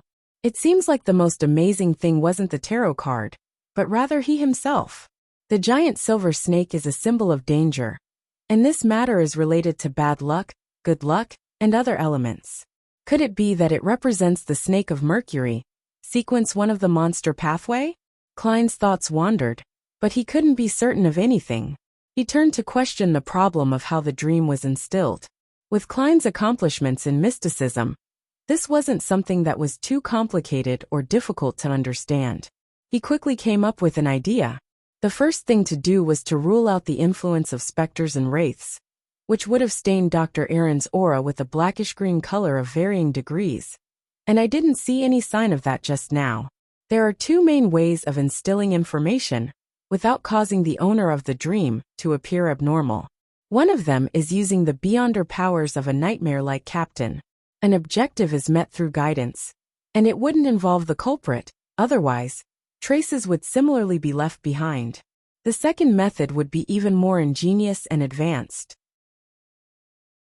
The principle of a dreamland is that of astral projections traveling through the spirit world, and the details that one would normally unwittingly notice, under external stimulation, would turn into a symbolic revelation. Or, they can obtain some enlightenment directly related to themselves from external sources. Then, their spirit bodies and psyche would be informed of this. And because the owner of the body was in a state of sleep, this will appear in the form of a dream. So the second way is to instill it into the spirit world. First, use some magical method to create the revelation that one will need, and then naturally let the target's astral projection obtain and feed back the information while roaming the spirit world. That way, the target will be able to dream of the scene that others would want them to dream of, and there will be no superficial traces. This is something that I'm currently unable to do, even if it's a spirit body that's able to partially wield some of the power above the gray fog. Klein paused for a moment, and then added another possibility. A seed was planted in Dr. Aaron's subconscious through the paper crane, and once he found it, he would have the corresponding dream. That's easy to confirm. As long as I use mediumship on Dr. Aaron, I should be able to find traces of it. However, would it be unfriendly to use mediumship on him? Or should I borrow the mental terror candle from Father Utravsky? No, the one who recognized me was that vampire, the zealous figurine lover, Emlyn White, not the muscular giant like Father Utravsky. Klein reined in his thoughts and considered his subsequent actions.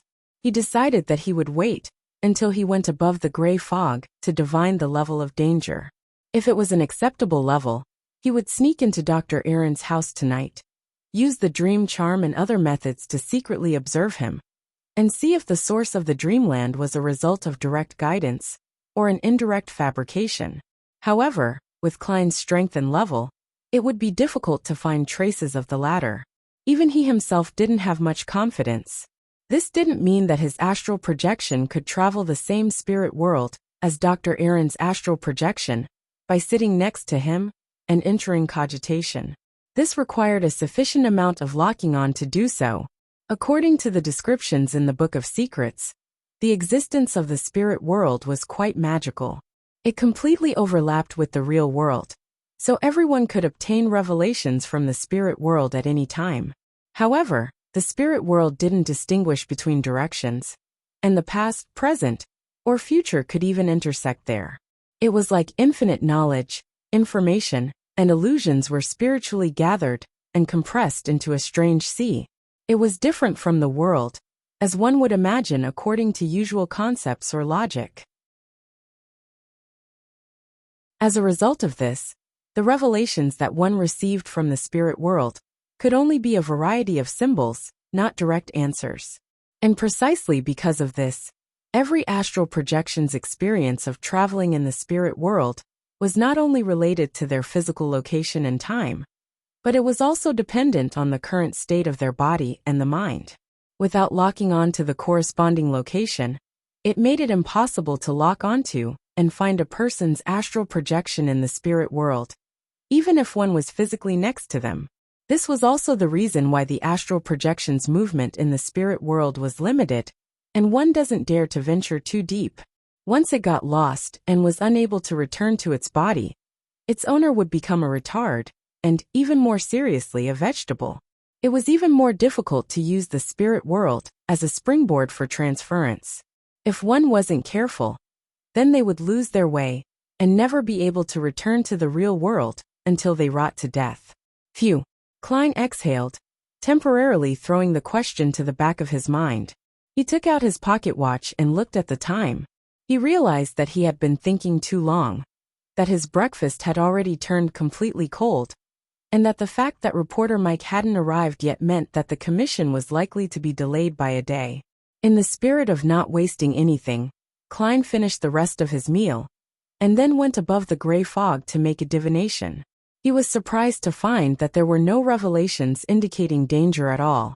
After doing all of this, the appointed time had passed. Without any hesitation, he changed into a heavy jacket, put on his cap, grabbed the vocabulary book, and left 15 Minsk Street. His initial plan was to accompany Mike Joseph to East Borough for an interview, and find an opportunity to hint at Old Kohler, to not mention his promise of helping Liv find her daughter. As for Liv's family, he let Old Kohler do the reminding. And now, after Mike had pushed back the interview by a day, Klein was even more at ease, no longer worried about any mishaps or mistakes. With the address mentioned by Old Kohler, and according to the revelation from divination, Klein entered the depths of East Borough, and under the watchful, wary, numb, or greedy gaze of the crowds, he found the room on the 3rd floor. There were 2 bunk beds here, and there were also some old and worn bedding on the floor. Every empty space was filled with sundries. Klein looked directly at the bottom bunk of the innermost bunk and called out, "Old Kohler." With a swoosh, Old Kohler sat up and leaned towards the door in pleasant surprise. "You really came. After sending you that letter yesterday, I already guessed that you would come looking for me today, so I didn't go to the dock. I've been waiting at home all this time." "Well, I don't have to think about how to fabricate the lie about why I came straight here to find you." Klein looked around and said, "Old Kohler, with your current income, you can definitely rent a better room and move to a better place. Why did you only change your bed from the floor to a bunk bed? Most of the money is for gathering information for you." Old Kohler laughed. "And I'm no longer young. I need to save some money for the future when my future health wanes." Klein was silent for 2 seconds before saying, "You can consider buying some insurance, such as a single elder aid policy. They can give you the money that can at least fill your stomach, and a room for you to sleep in every week when you're really old." The insurance industry of this world had sprouted in the 4th epoch. After being promoted by Emperor Roselle, it had matured quite a bit. There were various kinds of insurance, such as the various insurances for maritime trade, fire insurance, injury insurance, long-term care insurance in different names, and so on. They were mostly targeted at the rich and the middle class. I know.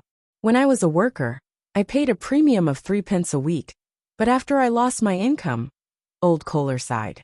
His biggest problem now was that his income was unstable, and he wondered when the money he received from the detective would be cut off. Klein couldn't promise anything either. He pointed outside and said, "Let's go to Liv's house and return the vocabulary book to the girl." After leaving the room, Klein casually mentioned, "What a joke. I was talking about doing volunteer work the day before yesterday and volunteered to help find Daisy, but she ended up being sent back by the police yesterday. Please don't mention it again. I don't want to be laughed at." "All right." Old Kohler agreed first, then he said, "No one will laugh at your kindness." After walking through the dirty streets, they arrived at Liv's house. Klein saw that the girl who had just been rescued had started ironing again, and he saw that the clothes here were hanging down and dripping with water. It was just as it was before. He was momentarily at a loss as to what to say. "Daisy." After a while he said, "Your vocabulary book." Daisy's eyes lit up, but she was too busy to leave. After busying herself for quite a while, she stopped working and went to the door, thanking him profusely. After Liv and Freja had also put down their work and come over to express their gratitude, Klein repeated what he had just said to Old Kohler. After receiving positive responses, he took out the 2 pounds worth of change that he had prepared and handed it to Liv. "There will be a reporter coming to interview Daisy tomorrow. This is the advance of the payment he's giving, but don't mention it in front of him. Otherwise, things will become complicated. Haha, maybe he will give more tomorrow, but not that much." No, I'm willing to expose that bad guy's evil deeds. I don't want money. Daisy shook her head. Klein let out a soft chuckle. This is a rule. You can't break rules, understand? He looked at Liv and said, take it. Your belief is right. It's only if Daisy and Freja learn more words and learn more things will you all escape from this situation. He was going to suggest that Liv's family should move to the edge of East Borough. Customers who could afford to hire others to do their laundry wouldn't live in East Borough. But in the end, he didn't mention it. He had intended to provide them with more help. But he restrained himself. There were thousands, tens of thousands, hundreds of thousands, or even millions of people like Liv and her family in East Borough. Even if one was a wealthy banker who wanted to help them, they wouldn't be able to make a splash. Besides, this was just East Borough. There was still the entire Backland and the Lone Kingdom. Thank you, and help me thank the reporter for me. Liv was silent for a moment. Then she took the money. Klein didn't stay for long. He quickly left as if there was a ghost that would devour his soul. After walking outside with old Kohler, he turned around and suddenly sighed. He said in a low voice, there has never been a savior. Chapter 388. Exploring the Dreamland. What? Old Kohler asked, not hearing him clearly. Klein looked at the potholed road in front of him and said in a self-deprecating manner, nothing. I hope Liv's family can get out of this situation and live in better conditions. He had indeed voiced out his thoughts. Being one of the inheritors of the Footaholic Empire's new era, it was perfectly normal for him to think of a revolution, to mobilize the masses, and to change the world. However, when he thought about the details, he felt that he couldn't save himself just by relying on the poor. This was because Beyonder forces existed in this world. Furthermore, they were relatively supernatural and couldn't be resolved simply by firearms. For instance, Sequence 5 of the mutant pathway. That was just one aspect of things. Another aspect of things was due to the law of Beyonder characteristics conservation. Due to the limited access to ingredients, Beyonder forces couldn't become commonplace, making it difficult to convert the advantage of numbers into effective combat power. And even if it could be spread, as long as the problem of losing control wasn't resolved, then it would still bring about disaster. If there weren't any high-sequence Beyonders, then there would actually be ways to deal with all of this to a certain extent. However, in the real world, not only were there demigods, but there were also sealed artifacts that could kill people without them even knowing how they died. Besides, deities were real and they stood high and lofty. In this way, the poor would use strikes and street protests to fight back. However, once they took up weapons and established an army, they would be met with an unstoppable counterattack. It wasn't impossible for a large-scale natural disaster to occur, one that would affect people psychologically. The only ones that were on par with the official Beyonder organizations were mostly secret organizations. Typically, they were related to evil forces, so by joining hands with them, death might not even be the most tragic ending. Therefore, to embark on the path of revolution, the most hopeful road to success was to get the support of one or more churches. How many concessions could be obtained through simple strikes and street protests, while still meeting the vested interests of those involved? Bribery would be much easier. However, the incident regarding the true creator, who almost made use of the miserable situations of the poor to descend upon Backland, has seemed to stir the Church of the Evernight Goddess and the nobles who were aware of the situation. I can see that from the investigation mission that Mike had accepted, and the information provided by Miss Justice. Klein's thoughts lingered on East Borough, the dock area, and the factory district.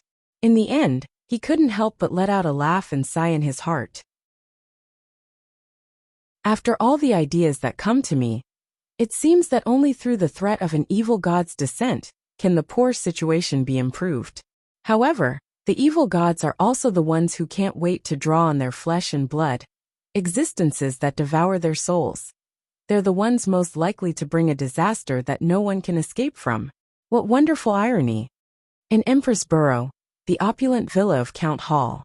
As Dr. Escalante had upcoming matters she had to attend to, Audrey had brought forward her second psychology lesson for the week. Susie, more excited than she was, had long rushed into the study, even leaving the ball game she usually loved the most aside. Audrey purposely displayed her curiosity during this lesson, occasionally asking Escalante about psychology related to mysticism. At the end of the lesson, Escalante finally spoke after some deliberation. "Miss Audrey, we've organized a seminar on this subject. Many members have specialized in the intersecting field of psychology and mysticism. Are you interested in joining?" Of course, Audrey nodded and answered without the slightest sign of hesitation. It perfectly matched her predetermined, innocent, and curious personality that she had set for herself. Escalante smiled. "Remember to keep this a secret. You know that your elders have a strong prejudice against the study of mysticism. I'll bring you there for the next lesson." "No problem." Audrey gave her consent with a hint of excitement. After sending off Escalante, whose hair reached her waist, out the study, she closed the door behind her, faced the mirror by the bookcase, and remained silent for 2 seconds. Following that, she lifted up her skirt and took a step and did a swirl from a court dance. Then, looking at herself in the mirror, she sweetly smiled and said, "Audrey, you're great." Audrey knew that she had taken the first step in entering the Psychology Alchemists.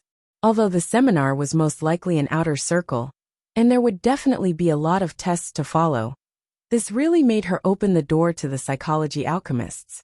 In the process, she didn't borrow strength from the outside world, but instead, she relied solely on her observation and performance to perfectly hide it from psychiatrist Dr. Escalante. Therefore, she was very proud of herself. "That seminar sounds interesting." Susie leaned over and wagged her tail. "Audrey, can I join?" "Join." Looking at this golden retriever with its wicked round eyes, Audrey immediately sank into deep thought. She dragged out a terse acknowledgement. "I can't do it at the moment, Susie. Why, you're too conspicuous." At this point, she changed the topic of their conversation and said with a slight smile, "But I can bring you along."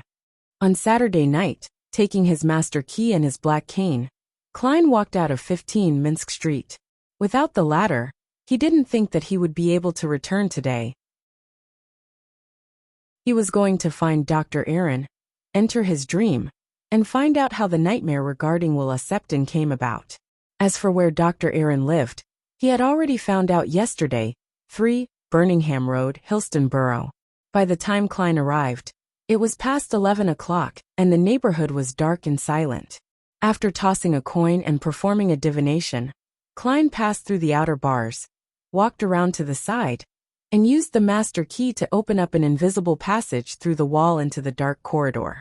With his agile steps, he quietly went up to the second floor and hid in an empty guest room. When it was clear that Dr. Aaron and his wife were asleep, Klein entered their bedroom through the wall. The first thing he did was take out a slumber charm and mutter the incantation, making Dr. Aaron's wife really fall asleep, preventing her from suddenly waking up and disturb what he would subsequently do to her husband. Then Klein sat down on a chair in front of the dresser, held the dream charm in his hand, and whispered a word in ancient Hermes, "Crimson." As soon as he finished saying that, he felt the charm in his palm become light, as though it had become a weightless illusion. As his spirituality poured in, a transparent flame wrapped around the charm, burning a deep and serene black. Driven by Klein's will, the blackness spread out, enveloping both Dr. Aaron and himself. Klein quickly entered a cogitation state and saw the endless darkness and the single oval-shaped light. His spirituality extended out and touched that illusory and hazy object. The world around him suddenly turned upside down and twisted, and Klein found himself on a barren plain, with pitch-black stones at his feet, and not even a blade of grass. In the center of the plain stood a black steeple, with a huge silver snake coiled around it. It had its head reared up, and its red eyes stared coldly in their direction. Unlike what Dr. Aaron had described, the silver serpent had no physical scales, and its body was covered in dense patterns and symbols. They were all connected to each other into what seemed like wheels, and there were different symbols around each wheel. The giant snake's tail and head's wheels were each halved, looking incongruous, as though they could kill a person with obsessive-compulsive disorder. But Klein imagined that if the giant silver snake could bite its own tail with its mouth, the wheel would be complete. It wouldn't be disconnected, and there wouldn't be any more changes. Next to Klein, Dr. Aaron stared blankly ahead, moving closer and closer to the dark steeple. I can now confirm that no one is guiding Dr. Aaron. That excludes Nightmare beyond her powers. Klein quickly made a judgment. He didn't stop Dr. Aaron, but he followed him towards the black steeple and the silver snake. The two of them had only taken a few steps when their target had already appeared before them. The giant silver snake had its upper body bent down, as though it was considering how to enjoy the dessert that was delivered to its mouth. Its mouth opened wide, but there was no putrid smell coming from it. Its red eyes were cold and merciless, looking at everything like they were nothing more than prey. Yet, it didn't have the slightest hint of bloodlust or cruelty. In front of it, everything seemed puny and equal because of their insignificance. In the end, the serpent didn't launch an attack. Klein followed Dr. Aaron through an old, rotting wooden door and into the darkness of the tower. As Aaron had told him, the layout was abnormally confusing and chaotic. The stairs spiraled up and down, and the halls, libraries, and rooms were normal inverted, and some were embedded in other parts. It was a building that couldn't possibly exist in the real world. After passing through the doors and walls, Klein had no idea where he was in the Black Tower. Perhaps he had reached the top, or perhaps the basement. In the rich darkness, he suddenly noticed a figure curled up in the corner in front of him. The figure, sensing Dr. Aaron's approach, scrambled to its feet, hopping over on one leg. It was only when the figure was very close did Klein clearly see him. He looked dignified and strong, in his early teens, and had an expression of obvious fear. The figure was about 1.4 meters tall, and his left calf was missing. It was obvious that he was the child who had undergone surgery, Wuxia. In his hand was a deck of tarot cards. His pitch-black eyes were filled with surprise and joy, as well as fear and horror. "Dr. Aaron, a snake wants to eat me." Suddenly, he let out a blood-curdling scream, as the image of a huge, mysterious silver snake was reflected in his eyes. Whoosh! The tarot cards in his hand fell to the ground, leaving only one card tightly gripped in his palm. Klein focused his gaze over it, and saw that there was, similarly, a wheel on the card. It was the Wheel of Fortune card. Whoosh! The dream shattered instantly, and Klein found himself still sitting in a chair in front of the dresser. Chapter 389. Nighthawk. The crimson moon outside the window was obscured by the clouds. Its moonlight that penetrated through the curtain barely outlined the large objects in the bedroom. The darkness and intensity became the main theme of the room. Klein sat in such an environment, and was in no hurry to leave. He looked at the sleeping Dr. Aaron, and began to analyze the images he had seen in the dream. Wuxia eventually held the Wheel of Fortune card in his hand. And in such a dream, everything symbolizes something. It's a revelation obtained by one's astral projection. In other words, Wuxia's matter is related to fate. Furthermore, that giant silver snake might very well represent the snake of Mercury. This child might actually be related to a high-sequence beyonder, be of the monster pathway, or some strange sealed artifact. Does his danger stem from the snake of Mercury, or the result of greed, due to the strange sealed artifact? But the snake of Mercury is sequence 1. It's an existence closest to that of a god. Just its name on its own is an embodiment of his high level. It's impossible that he can't do anything to a child like Wuxia. That a mon who is of an unknown sequence number, perhaps sequence 1, 2, or 3, could even invade the space above the gray fog with just an avatar. This matter doesn't seem to be that simple. There must be a huge secret behind his matter. At this thought, Klein had already decided to pull back completely. It's obviously a very dangerous matter. Furthermore, that tarot card might not be a mystical item. What's special might very well be Wuxia himself. Yes, apart from having nightmares, Dr. Aaron's troubles are already settled. There's no reason for me to get involved in it. To proactively act on this and challenge the impossible is nearly identical to suicide. Yes, I must follow what my heart tells me. Klein pushed the surface of the dressing table with his black-gloved right hand, and slowly stood up. Having just entered the dream, He was completely convinced that Dr. Aaron's nightmare came from a revelation that his astral projection had received in the spirit world, and that revelation had been deliberately created and provided by a high-level existence. The paper crane was just a tool for locating him. According to a chapter in the Book of Secrets, Klein could also try to use the paper crane to find Dr. Aaron's astral projection in the spirit world and observe the source of the revelation, but he had already decided to not get involved. Stretching his body, Klein flipped through Dr. Aaron's leather wallet with the last of his curiosity, and he took out the paper crane. He placed the paper crane on the tip of his cane, and he held them simultaneously. Then his eyes turned deep as he softly muttered to himself, "Will Septon's current location?" After the divination sentence was repeated 7 times, a breeze suddenly blew in the room, bringing with it a cool feeling, as if it were blowing on one's soul. Klein let go of his right palm, and the cane stood firm before falling down with the paper cranes, pointing diagonally at the bed. "There." Klein frowned and moved to another position. He repeated the divination and successfully received his feedback. And the intersection point of the 2 divinations was Dr. Aaron. Will Septon's position overlaps with that of Dr. Aaron.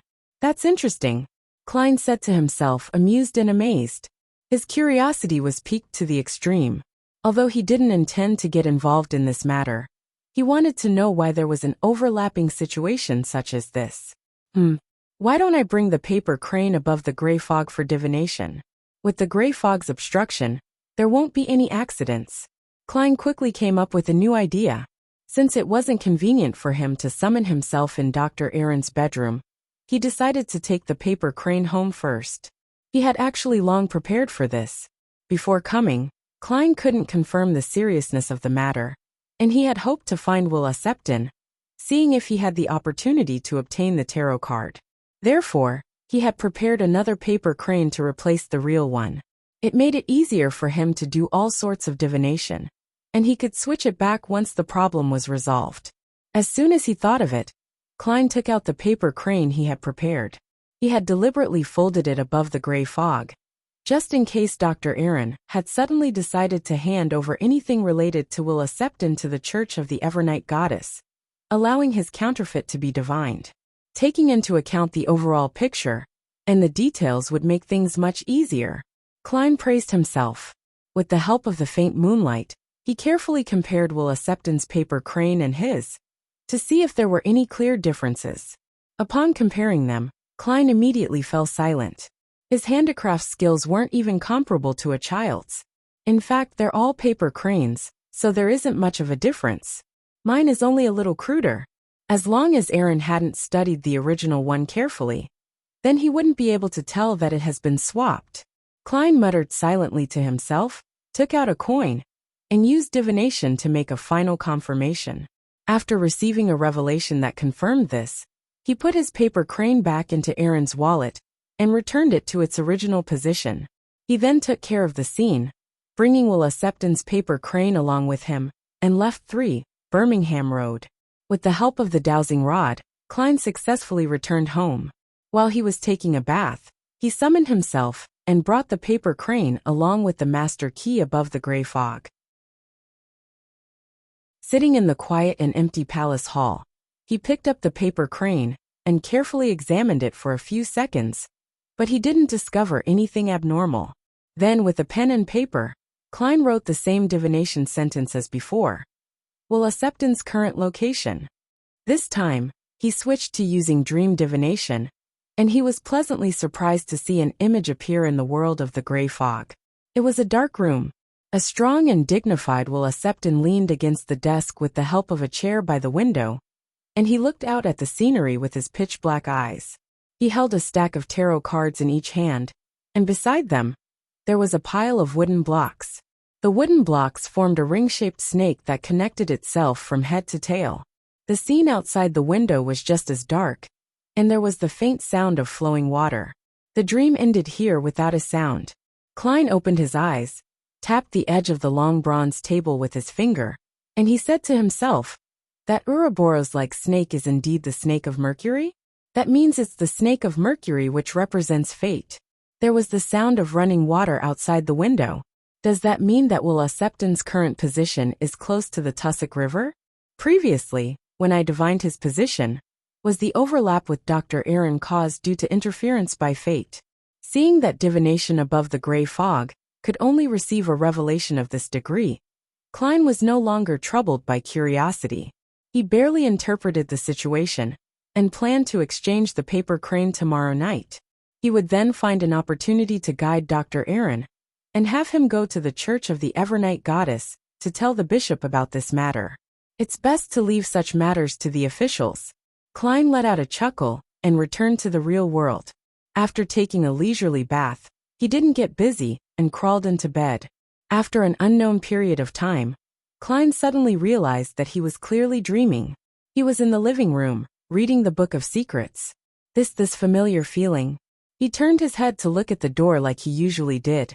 The door creaked open, and a figure in a gray coat walked in. He was about 30 years old, with a long, thin face with a broad forehead, and dark blue eyes that looked intelligent. It's not the captain. Klein suddenly gave a self-deprecating laugh, let out a silent breath, and turned the Book of Secrets in his hand into a copy of Ladies' Aesthetic. He flipped through the magazine, casually greeting the newcomer. The man in the gray coat took off his hat and sat down across him, seemingly casually asking him, "Aaron came to see you this morning? It's really as a nighthawk, a nightmare." Klein resisted the urge to sigh and replied with a smile, "Yes." He had already figured out why the nighthawk had suddenly entered his dream. The nightmare in front of him was likely the captain of the Nighthawks team responsible for the matter regarding Will Septon, but they had yet to find any useful clues up to date. In this case, Dr. Aaron and Detective Sherlock Moriarty's act of visiting to ask about Will Septon's whereabouts must have been made known to them last night or this morning. At the same time, they discovered that Dr. Aaron rushed over to Minsk Street, shortly after he finished his breakfast, to visit Detective Sherlock Moriarty. In the spirit of professionalism, entering a person's dream at night was the most natural and normal development. As for Dr. Aaron, his situation was rather sensitive, so rashly entering a dream might cut off clues, so there was no doubt that a certain detective became the first choice. What did he encounter? The captain of the Nighthawks team asked casually. Klein answered honestly, he had a nightmare. Klein described the pitch-black tower, the giant silver snake, and Will Septon under layers of protection, and other scenes. Finally, he said, before this nightmare, Aaron had gone to Will Septon's place to find the child, partially because he was worried about his health, but also because he was puzzled over his bad luck. Unfortunately, the Septon family had moved away. However, Aaron recalled that the boy had given him a paper crane that the boy had folded himself, and had wished him luck. Perhaps agitated by these two events, he had such a nightmare. The man in the gray coat looked pleasantly surprised. Paper crane? Yes. Klein nodded slightly.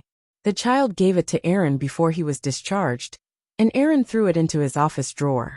He forgot about it until last night. I understand. Thank you for your explanation. The captain of the Nighthawks team stood up and bowed with his hand against his chest in a very polite manner. Suddenly, there was a ripple in the dreamland, and he disappeared from the room. Looking at the position where he had sat, Klein deduced what would happen next. The Nighthawks might go to Dr. Aaron's tonight, and enter his dream for investigations, and take the paper crane away. However, a question arose. The paper crane was folded by Klein, and the real thing was above the gray fog. Forget it. Regardless of which paper crane they use, they'll never be able to divine the answer.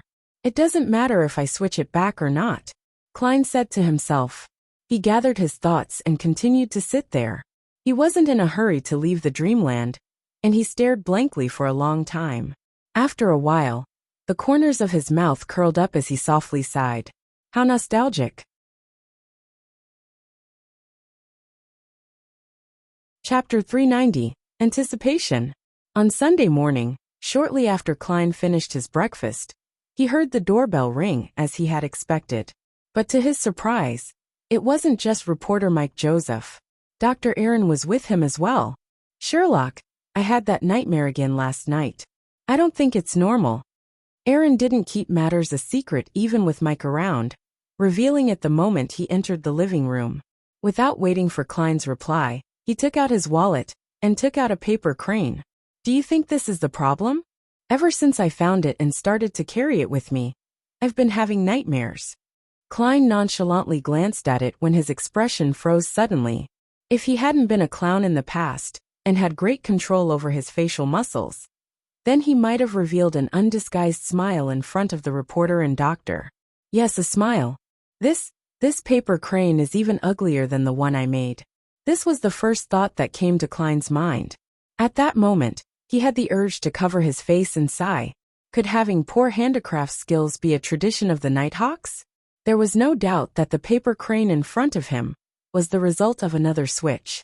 After receiving accurate information from Klein, the Nighthawks had seemingly sneaked into Dr. Aaron's bedroom without any delay and switched their folded paper crane for the one in his wallet. But what they didn't expect was that the one in the wallet was also a fake. It was folded by Klein above the gray fog and appeared rather crude. I feel an inexplicable sense of joy. Klein glanced at Dr. Aaron, who didn't notice it, cleared his throat, and said, "Perhaps. I suggest that you go to the cathedral again and talk to the bishop you previously talked to. We need to believe that the gods that we believe in are always watching over us." As he spoke, he drew a triangular sacred emblem on his chest. After the nightmare had left last night, Klein had specifically gone above the gray fog to divine if it was dangerous, having switched the paper crane. The result was that it was very safe. Thus, he was now able to make this suggestion with great interest, in an attempt to tease his former colleagues. I wonder how they would feel seeing the paper crane that they didn't fold very well return to them. Klein placated Dr. Aaron in all seriousness and turned to the reporter and said with a smile, "Mike, to tell the truth, what I really want to advise Aaron to do is to go see a psychiatrist. But faith can certainly soothe his soul." "You're not being frank at all." Mike laughed. "All right, let's go." The next day, Klein accompanied the Daily Observer reporter into East Borough to interview the rescued girls. With a full pound as payment for the interview, no one refused it, not even some of the abused girls. In this interview, Capham's sin was the main focus. The current situation of the girls was another main focus. The former made people angry, while the latter left people feeling heavy. Daisy was actually lucky enough to be able to return to work when she got home and use her labor to barter for food. Less than a third of those who were rescued were like her, and most of them were the kinds with some savings at home, and they were in a position that allowed the traumatized women to heal and have time before they sought out suitable jobs. As for the other two-thirds of those rescued, they had to continue working hard in order to survive. And in the face of the mass unemployment of textile workers, they were often only able to find temporary jobs with low wages. Those with parents and siblings who hadn't lost their jobs were still okay. At least, they were able to help each other, barely filling their stomachs. The families in less optimistic situations had already begun to walk the path of street girls, as though they had never been rescued. Their act of betraying their bodies once was perhaps only for some food. This caused Mike to turn silent like before. And it was only when it was dark, and once he left East Borough before his spirit returned. He thanked Klein. "Sherlock, it's all thanks to you. Otherwise, I definitely would have been blackmailed today by those rogue gangsters." "Isn't that why you hired me?" Klein smiled politely without any complacency. With Old Kohler informing them beforehand, Old Kohler and Liv's family hadn't revealed that he had helped search for Daisy for free. Especially when Daisy, who was pretty smart, was asked if she knew any relatively special people, she answered directly, "Mr. Reporter and Mr. Detective." Mike nodded sluggishly and walked on in silence for a long time. Before he boarded the carriage, he suddenly let out a sigh. "I would like to make a call in this report for the government to use Capham's estate to set up a bursary fund, which will use the annual income to help the rescued girls and others who have been harmed by Capham to get them out of their predicament. Although Capham's safe had already been robbed clean by the hero bandit, his greatest wealth is the property he bought. These should have all been obtained illegally." Klein listened carefully, gave Mike a deep look, and said in sincere praise, You're the best reporter I've ever met. There are plenty of reporters like me.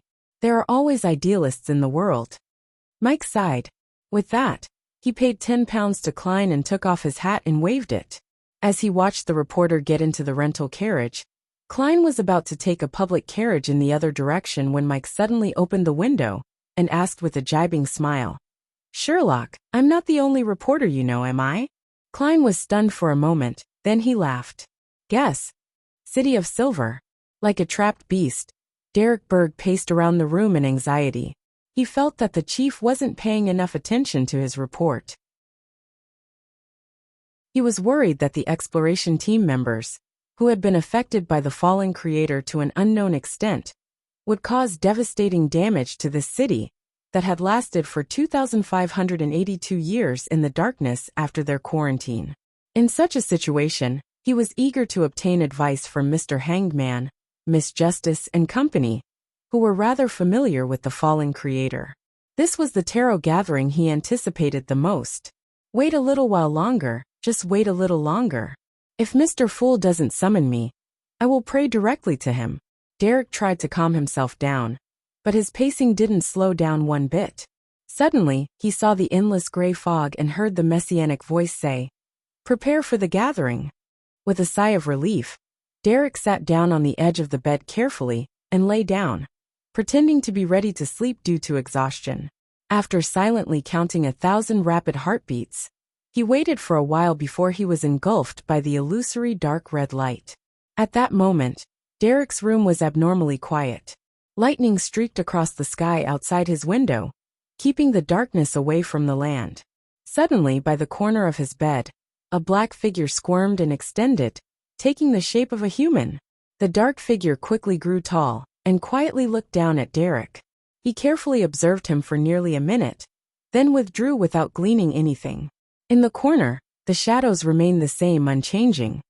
The endless gray fog lingered beneath his feet as usual. The long bronze table in front of him was mottled with green rust, but it didn't seem to be rotten at all. The first things that Derek saw were Miss Justice and Miss Magician sitting opposite him. The familiar, jovial greeting sounded in his ear. "Good afternoon, Mr. Fool." "Good afternoon." Klein, shrouded in gray fog, nodded slightly. He seemed to respond leisurely to Miss Justice and the other members' greetings, but in reality, he was busy manipulating the world, making him appear like a real person. After yesterday's interviews with reporter Mike, it was already dinner time. Klein went to a restaurant that served Fainapotter cuisine, and he was so overwhelmed by the spiciness that he voluntarily ordered a cup of desert beer. After eating his fill and returning home, he didn't go out again for the rest of the day. Neither did he study the Book of Secrets or prepare his own food. That eased the heavy emotions he felt whenever he went to Eastborough. Without realizing it, the afternoon had arrived, and his thoughts shifted to the tarot gathering. After the greetings, Justice Audrey restrained her curiosity and excitement, and she was in no hurry to inquire about the truth behind the Capim incident.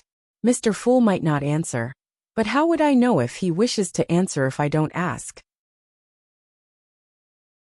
Well, I hope he makes a request of equal value, and I'll do my best to fulfill it."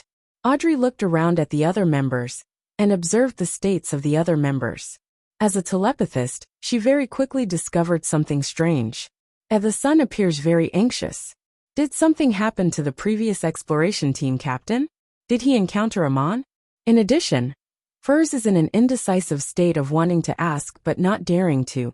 She must have seen the papers and guessed from the tarot cards that our tarot club was involved in Capim's death. But she's curious who the Emperor card represents. She seems to be even more in awe of Mr. Fool. What happened?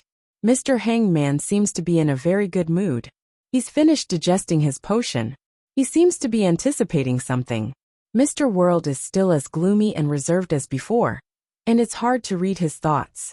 He really is the nemesis of the spectator pathway. Derek didn't try to hide his anxiety, but he didn't consult the other tarot club members directly. He knew perfectly well that the initial time belonged to Mr. Fool, unless there were no so-called Roselle diary entries. There's no need to rush. The gathering has already begun. If Mr. Fool is in a good mood, he might be able to answer some questions. Derek consoled himself. Alger looked up and humbly said, "Honorable Mr. Fool, I found 3 new pages of Roselle's diary." "Diary? Roselle's diary?" Furs pricked up her ears. Klein smiled and replied, "What do you want to exchange them for?" Glancing at the card next to Mr. Fool's hand, Alger suppressed his eagerness and said, "I want to know what that card you have next to you is."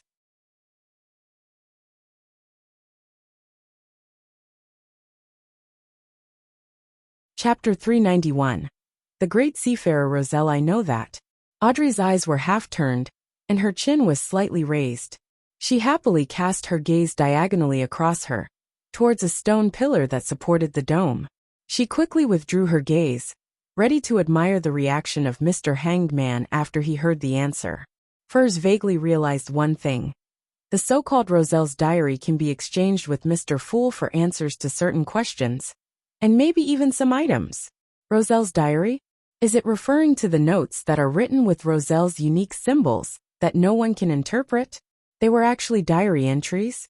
Mr. Hanged Man's tone sounded very firm, and Mr. Fool didn't retort him. "I've encountered many, but I've never bought any of them, because I wasn't interested." "Ah, yes, Miss Audrey has quite a few. She's a fanatic when it comes to this. But that dog of hers, last week, no. Maybe last week, I don't remember it too well. Basically, it tore up many books and notes, including all of the diary entries from Emperor Roselle." The sudden surprise and disappointment that emerged had filled her heart, and made her want to raise her hands, cover her ears and scream. That wasn't enough to express her current feelings. "I hate dogs," Furs bitterly thought. The Hanged Man's request was somewhat beyond Klein's expectations. However, it was the easiest for him to complete.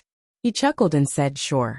Do you want everyone to hear it, or do you want to be the only one to know it?"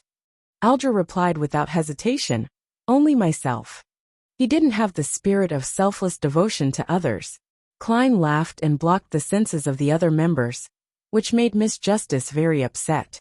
She was waiting to see Mr. Hanged Man's stunned and shocked expression, as though she had done something great herself.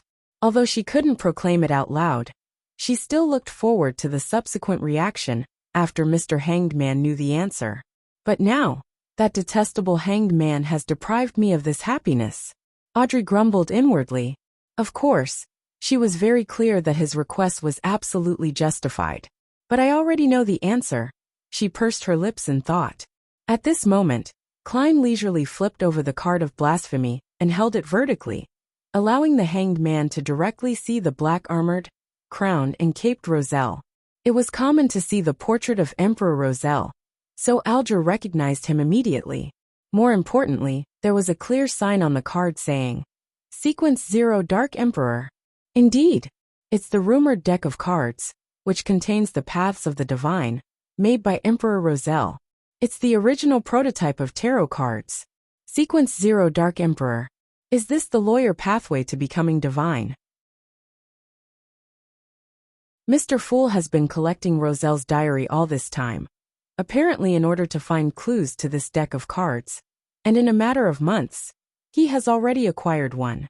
Alger was surprised and delighted, as well as excited and agitated. All of a sudden, he inexplicably felt that the future of the Tarot Club was incomparably bright. Previously, he had only been intimidated by the mysteriousness and potency of Mr. Fool, and he had only held the notion of using the Tarot Club to exchange information and goods. But now, he began to think of the advantages that he and the other members could reap when Mr. Fool managed to collect all of Emperor Roselle's cards. At that time, the Tarot Club might become the most powerful secret organization. Alger couldn't help but look forward to the future. Then Klein said slowly, "A card of blasphemy." He then immediately removed the isolation barrier. As soon as she regained her senses, Justice Audrey immediately turned her gaze towards the Hanged Man.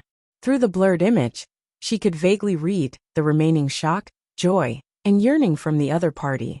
"That's more like it." Audrey was immediately greatly satisfied. A card of blasphemy. Indeed, it's related to the blasphemy slate.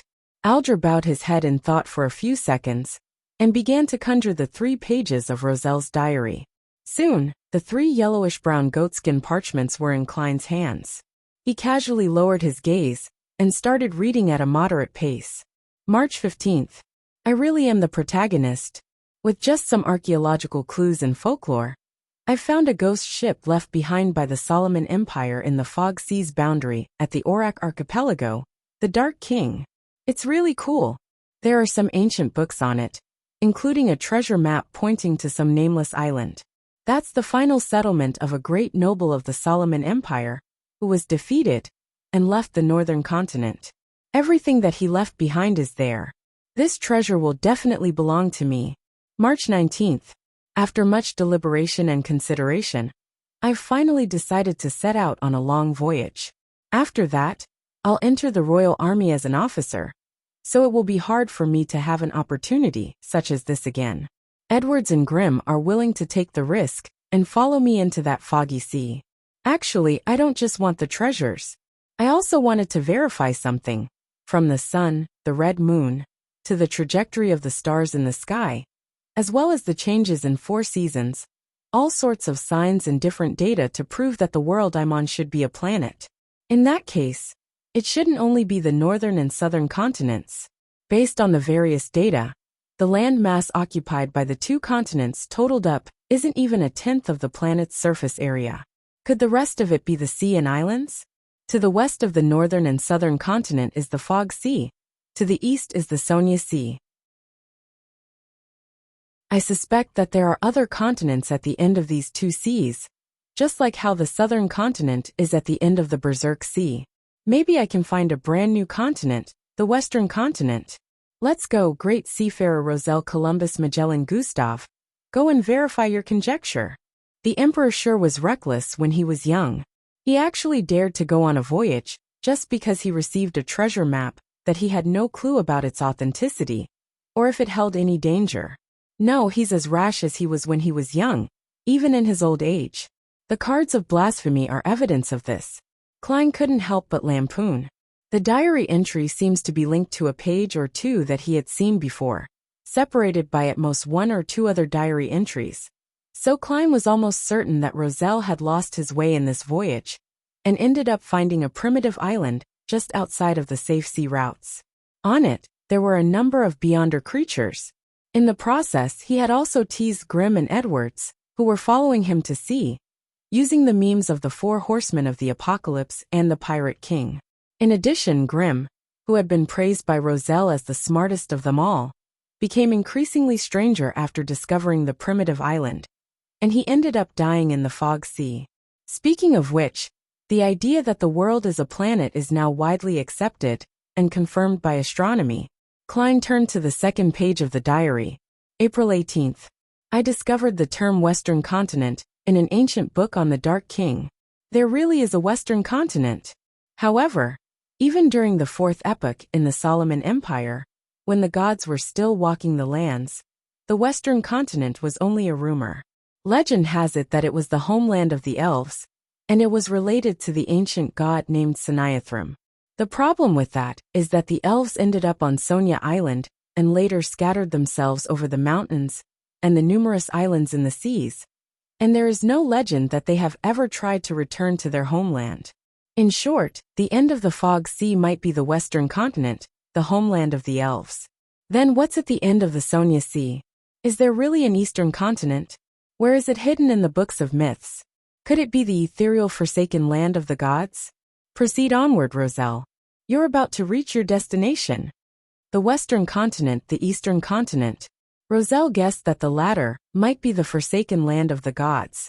Yes, Mr. Hangman once said that many members of the Aurora Order were searching the Sonia Sea for the true creator's holy residence. And he suspects that the holy residence is the forsaken land of the gods. This is in line with Emperor Roselle's thoughts. This world has many secrets. Klein lowered his gaze towards the last few paragraphs of the page. April 20th. All signs indicate that we're about to reach a continent, not the land from an island. There's actually a benefit to being lost. Could it be that I've discovered the so-called Western Continent? April 21st. I saw the abyss. Abyss? Did Roselle see the abyss? The abyss in the sense of mysticism? Klein's pupils shrank as he quickly turned the page. But the third page of his diary made him doubt his life and his many years of Chinese education. It was filled with the following sentences. "Ah, fuck hungry please people in manner." Klein realized that this was probably a subsequent forgery of Rozelle's diary entries. They had randomly pieced together a bunch of sentences based on the original symbols. At this moment, Klein felt like he was seeing intelligible characters and had the urge to curse those forgers. He wanted to know if the abyss mentioned in Rozelle's diary was the abyss to which the terms source of evil, land of corruption, and home of devils referred to. The true abyss is the dark side of the universe, where even gods can be corroded. It should be independent from the real world, just like the spirit world. At the very least, this is what the Book of Secrets and the books which I came into contact with during my time with the Nighthawks say. If it's not the true abyss, then what did the Emperor mean by abyss? Klein thought about it, over and over again, but was unable to come up with an explanation. He felt extremely dissatisfied, just like when a novel was dropped by the author at the most critical moment. With a single glance, he calmed down and let the diary entries disappear from his hands. "You can begin." Sitting at the head of the long bronze table, he chuckled. Alger turned his head immediately towards the sun, asking indifferently, "Have you gotten anything from the former captain of that exploration team?"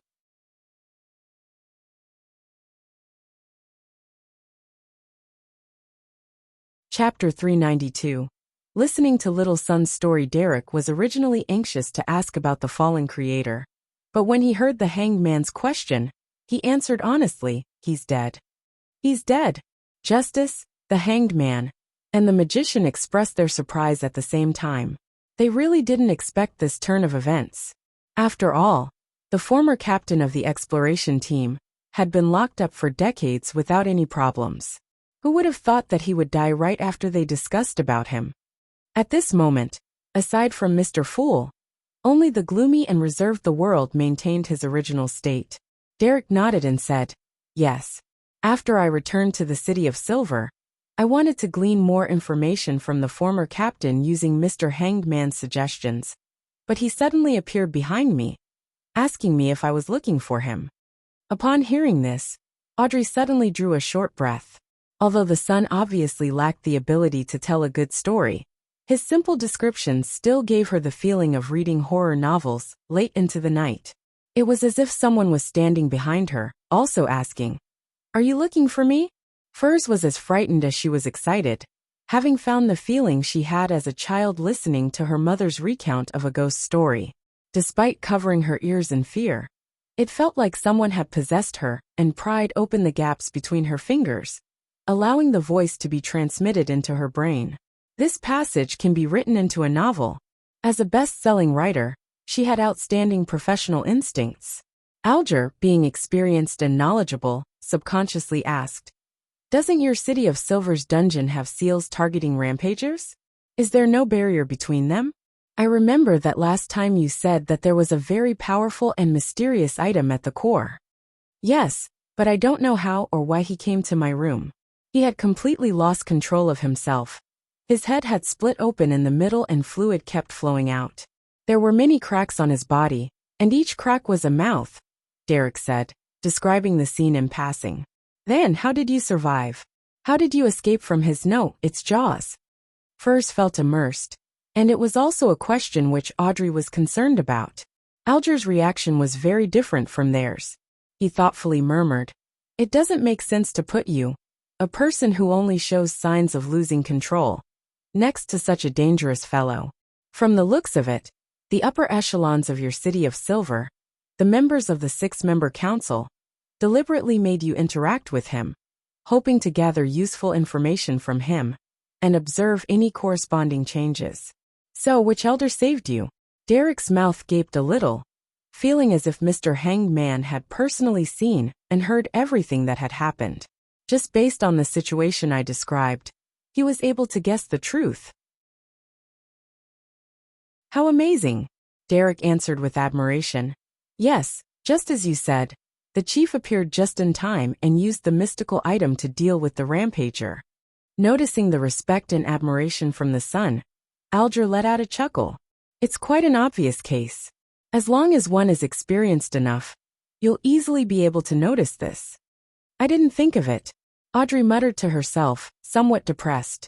I couldn't tell. Furs ran her hand through her hair ashamed. I didn't think in that direction. The world repeated Mr. Fool's sigh. After saying that, Alger frowned slightly and slowly asked, You said that not long after you returned, the former captain of the exploration team lost control? He didn't lose control for decades, but he suddenly lost control after you returned? At the same time, Mr. Hanged Man raised his head and looked at Mr. Fool. Seeing that Mr. Fool was very calm, and without any hint of abnormalities, his mood immediately eased. All the uneasiness he had just now turned into questions. The Amon family is known as blasphemers. Could it be that that person discovered the Tarot Club and the secret above the gray fog? But he was easily finished off by Mr. Fool? Derek nodded seriously and said, I guess 2 reasons. One was because I chose the sun pathway, and you said that the Amon family was the descendant of an ancient sun god. The other reason is that he noticed that Mr. Fool was pulling me in to attend the gathering. So changes happened to him. And it was proven to be the latter. How was it proven? Alger pressed, leaving no stone unturned. Someone sensed that Mr. Fool was pulling him in to attend the gathering? Someone can really detect it? How terrifying. As expected of a blasphemer, Audrey was astonished and shocked. She couldn't help but glance at the end of the long bronze table, and she was immediately comforted by Mr. Fool's calm and indifferent attitude. It's just a trivial matter. To Mr. Fool, it's just a trivial matter. Audrey thought with joy and relief. So it turns out that someone is able to discover the Tarot Club's gathering. As expected, with so many pathways and so many sequences, there would always be a beyonder power that can detect this. But for me right now, this is a very bad thing. I'm still too weak. I have to advance my sequence as soon as possible. Furs was momentarily surprised and frightened. Derek truthfully described the events. I saw Amon's shadow when the rampager was finished off by the chief. It should be him. This is what he looks like. With the approval of Mr. Fool, Derek conjured a light screen depicting Amon. A black classic robe, a matching pointed hat, a crystal monocle, a broad forehead, a thin face, black eyes, black curly hair. Have any of you seen him before? Derek asked hopefully. The Hanged Man, Justice, the Magician, and the world shook their heads in unison. Without harping on the matter, Derek continued. Amon's shadow was eliminated by the chief with the help of the mystical item, leaving being a translucent worm. The chief told me that it was only an avatar of Amon. He explained to me the reason for arranging it, so I lived beside him. After confirming that I was fine, he allowed me to return home. I was a little afraid, unaware of any subsequent actions Amon might take. Therefore, the moment I reached home, I prayed to Mr. Fool. Wait, Alger interrupted the son with a frown. You said that you just experienced such a strange and terrifying incident. And the chief let you go home just like that? And the moment you returned home, you didn't do anything but first pray to Mr. Fool? Yes, Derek answered blankly. What's wrong with that? He found Mr. Hanged Man's attitude rather odd. Audrey vaguely felt that what the son had done wasn't right, but she couldn't immediately figure out what was wrong. She just believed that if she were in his shoes, she definitely wouldn't have done that. But at that very moment, furs had already covered her face. Too careless. I was like that in the past. And the price of that was to use up a stone on my bracelet and start bearing the curse of the full moon. The best-selling writer sighed in her heart. Alger glanced at Mr. Fool again. Seeing that he remained indifferent, he forced himself to relax. He held his fist against his nose and said, After having such an interaction with that strange Amon, do you think the chief will just do a cursory inspection and be completely reassured about you? If that's really the case, that former captain of the exploratory team wouldn't have been imprisoned for 42 years. In my experience, the chief has definitely sent someone to secretly monitor you, and you've undoubtedly exposed your own uniqueness. Don't doubt this. If the chief isn't that careful, then there's no way your city of silver can last till this day under such abject environments. Derek's eyes widened, being even more convinced that Mr. Hanged Man was truly knowledgeable, and that what he said made a lot of sense. Tish, the chief discovered something abnormal about me? So, that's why he had such an attitude when he heard my report? What should I do? What should I do? Derek immediately became nervous and frightened. Noticing his concern, Alger scoffed. However, you don't have to worry about it for now. I just thought about it. Even if your City of Silver's chief found out about your abnormality, he would only suspect that you were possessed by Amon, that you've been contaminated by him, and wouldn't think of the Tarot Club. You still have time, so you can slowly think of a way to resolve this problem. Derek calmed down a little and honestly said, back then, I really was possessed by Amon. What? Alger blurted out. He nearly left his seat, taking on a combat stance to fend off any accidents. Audrey and Furs immediately tensed up. Only the gloomy world showed mere surprise. Startled by the reaction of Mr. Hanged Man, Derek quickly added, Mr. Fool discovered it while I was praying. As he spoke, he conjured the scene which Mr. Fool had sent to him back then. Dressed in a pointed hat and a crystal monocle, Amon's illusory figure was coiled around his spirit body, like the ghost of a python. Seeing Justice and Magician trembling from the bottom of their hearts, the Hanged Man immediately pressed on. What happened next? Later, Mr. Fool taught me a ritual. Through the ritual, he sent his angel to purify Amon's avatar. Derek replied without embellishing or simplifying anything. Angel? The Hanged Man looked in shock at the end of the bronze table. He hurriedly lowered his head when he realized that his actions were impulsive and impolite. Angel? Audrey was momentarily left dazed.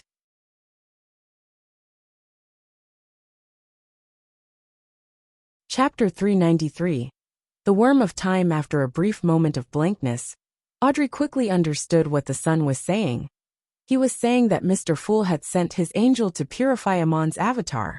Angel? Mr. Fool sent an angel. Mr. Fool really has an angel as an attendant. Every angel has at least the power of a sequence too.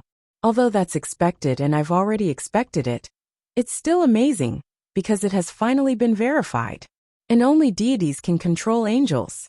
Audrey's eyes shone with excitement. She couldn't help but wonder what Mr. Fool's angel looked like. I wonder if I'll be lucky enough to see that. She looked towards the end of the long bronze table with admiration and zeal. At the same time, her spiritual perception told her that Mr. World, who was always gloomy, had also sat up straight in shock, which pleased her inexplicably. Furs recalled what had happened to her previously. She had only asked Mr. Fool to interfere with any divinations, and she ended up seeing a 12-winged archangel descend, enveloping her spirit body with its wings. It really was an angel. Black wings, an archangel with 12 pairs of wings. And this really is just a routine procedure for Mr. Fool. He would send an angel to help members of the gathering get out of trouble. Furs suddenly didn't dare to look up at the gentleman, who was sitting leisurely at the end of the long bronze table. Although she was still only sequence 9, and she hadn't received a complete education in the field of mysticism, she had been involved with different Beyonder circles for 3 years. She would have learned of certain things, even if she didn't deliberately find out about them. In the midst of all of this, there was a very important clause. You may not look directly at God.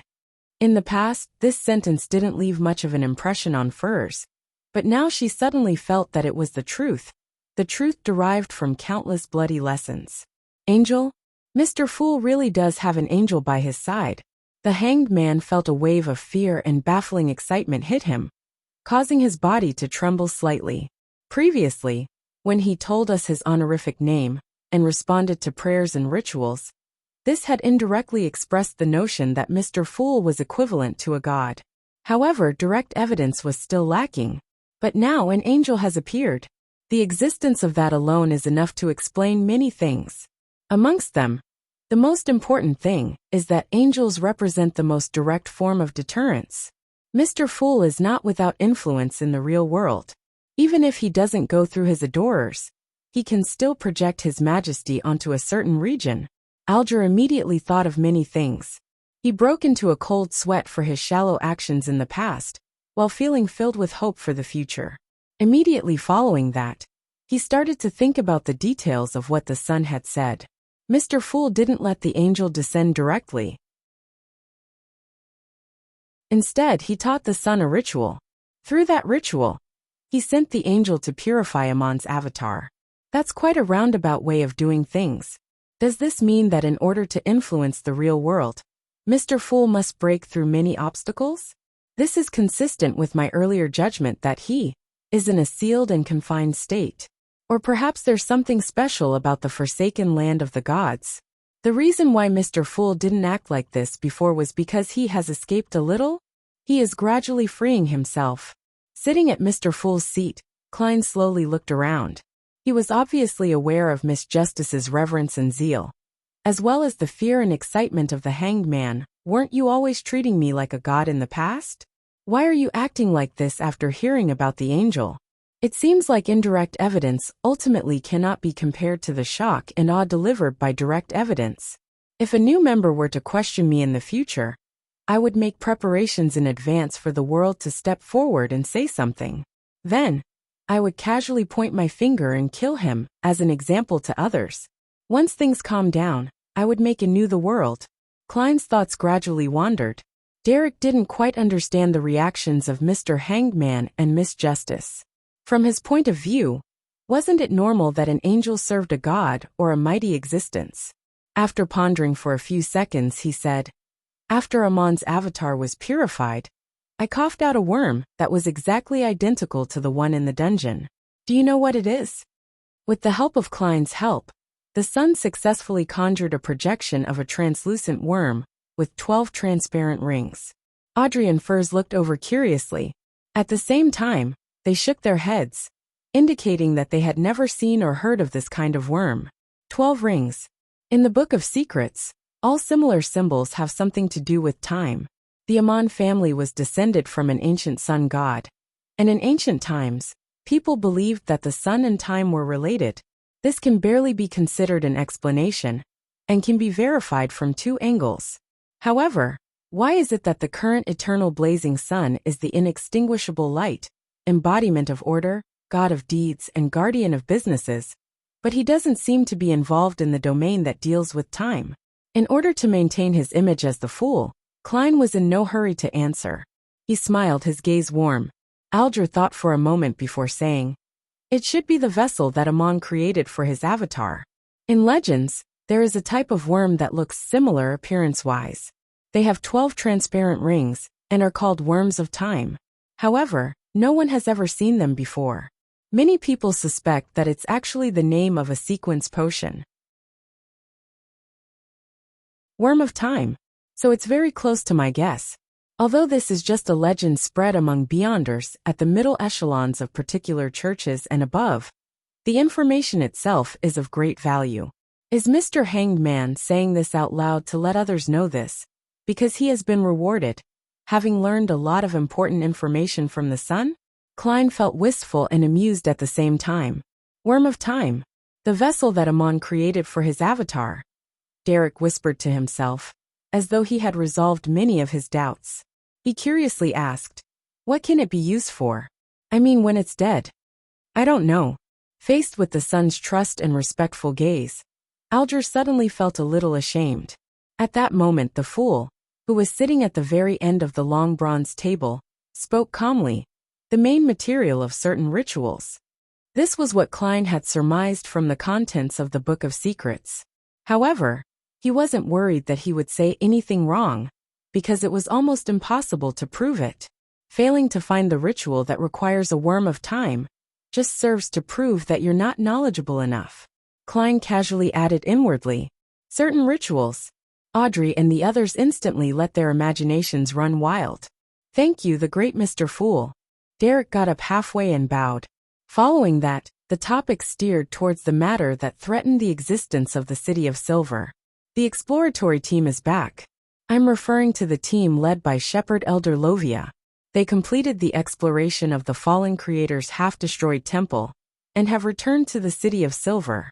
And I discovered that a few of the team members that I know have undergone a certain degree of change. They've been corrupted by the true creator." Alger didn't hesitate to point that out with a tone of certainty. The true creator? Audrey couldn't help but look at the end of the bronze table. She remembered very clearly, that the true creator had once had its descent foiled by Mr. Fool's adorer. She had even guessed that the leader of their tarot club was going to be the nemesis of evil gods. Really? Derek returned, refusing to believe it. The Hanged Man calmly said, "Describe their changes in detail." "I still feel like he's the same person, but he's very different from before. His original optimism has now turned heavy. There's only a polite smile left from his former bright smile." Derek shared everything abnormal that he had discovered, including the sudden improvement in Shepherd Elder Lovia's state. Alger said in deliberation, "The situation might be worse than you think. Corruption could be the best possibility. Now, if they truly believe, from the bottom of their hearts, in the true, fallen creator, that would be trouble, and they would be irredeemable. Regardless, their characters, thoughts, and viewpoints would all be warped, turning into hidden lunatics. You can take action from this angle, letting other members of the 6-member council notice that something is amiss. I've already reported the matter, but the chief doesn't seem to trust me too much," Derek said in a slightly aggrieved and heavy manner. Furs couldn't help but sigh. "That's because your chief is suspecting that you're possessed by Amon and planning something nefarious against the City of Silver. Then what should I do? Even if I tell them of the existence of the fallen creator, they wouldn't believe me. Am I right?" Derek asked anxiously. The Hanged Man pondered for 2 seconds before saying, "In truth, your chief should have begun paying attention to the shepherd and the exploratory team members. For your City of Silver to survive to this day, the upper echelons will definitely have the most basic level of vigilance and not neglect any possible threats. The only problem is that the importance they place on this matter is definitely insufficient. At the very least, it's not as important as their attention on you and Amon." Without waiting for the son to speak, he added after some deliberation, "Perhaps you can use this incident to wipe away the suspicion on you. Find an opportunity to make a particular exploratory team member, to show the most thorough extent of an abnormality, and enter into a conflict with him. That way, the other members of the 6-member council will notice that something isn't right, and raise the priority on this matter. At the same time, hand over the suspected worm of time, and say that you suddenly felt your mind be adrift while the conflict was happening, and that you had no idea what happened. You only vaguely heard someone shouting 'True Creator' before you woke up. And by then, you had already coughed out that worm. When an evil god is involved, there are many means and abilities that one wouldn't dare use without thought. Your chief would adhere to logic and guess that Amon's avatar, and the mental corruption left behind by the true creator, had entered into conflict, eventually being destroyed and reduced to a dead worm. The surveillance on you would definitely decline significantly. If you act normally for an additional period of time, then the suspicion placed on you would be completely gone." Why does Mr. Hanged Man seem so well versed in this aspect? Audrey thought with her mouth slightly open. Derek's eyes lit up when he heard this, and he felt that Mr. Hanged Man was indeed trustworthy. He had come up with such a good idea. Then, how do I make that exploratory team member display the most thorough extent of his abnormality? He quickly asked. Alger fell silent for a few seconds before saying, "I don't know." He then added, "It would be great if there are items related to the true creator." With a whoosh, Audrey looked towards the fool who was seated at the end of the long bronze table.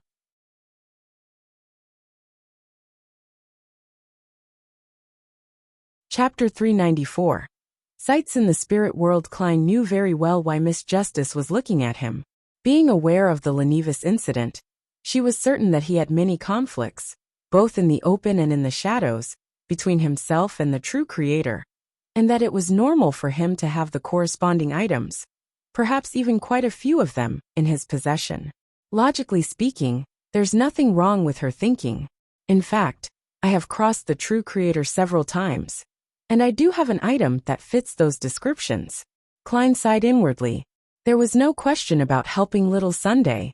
There were many monsters in the forsaken land of the gods where the City of Silver was located, allowing the collection of several materials, which were rare in the northern and southern continents. In addition, they had a contiguous history that wasn't distorted by any of the deities or churches. They gave the most objective stories and secrets prior to the cataclysm, and the knowledge involved was extremely valuable. Whether it was from the perspective of the Tarot Club's leader, or simply considering his own interests, Klein had no intention of giving up Little Sun, or the City of Silver, unless it was hopeless.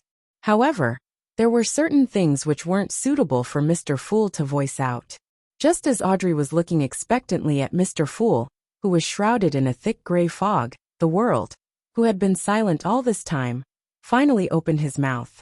I have an item that contains the mental corruption of the true creator.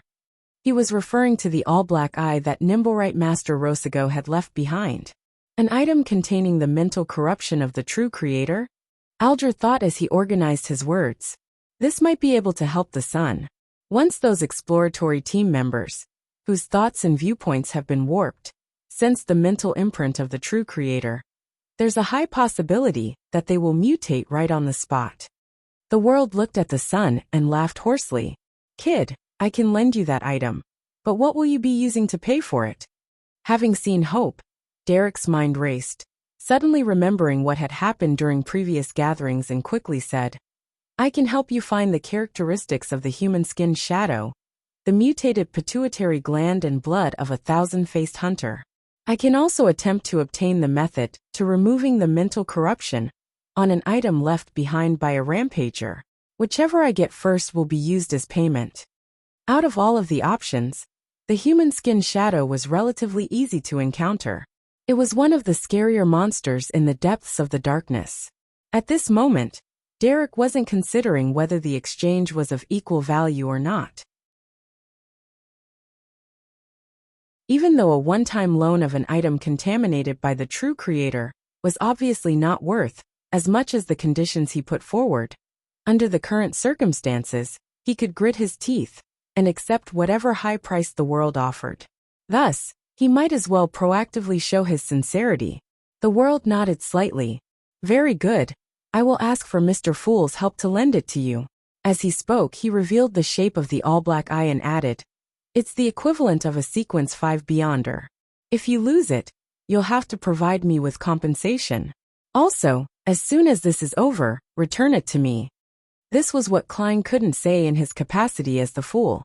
If a god-level existence like him kept harping about compensation, and remember to return it to me, then the status he had built up for himself would have collapsed. In addition, Klein took into account the hidden dangers that lay in the future. The all-black eye and the other items were all things that he had used in the real world. If he were to bring in a new member who knew of this matter, they could confirm certain matters based on this point.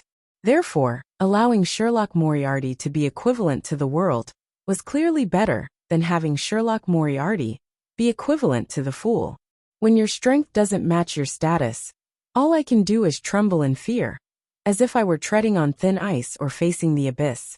Klein sighed silently, seeing that Mr. Fool hadn't refused the world's request, nor did he point out any problems with the deal. Derek was relieved and quickly agreed to all the demands. At the same time, Audrey was genuinely happy for little Sunday. Alger thought for a while before letting out a sigh.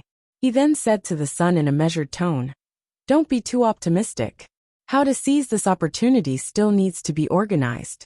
First, you have to choose a time, and without putting yourself in danger, have only one exploratory team member be present while there are several City of Silver citizens, or when they're all in a quarantined and sealed state.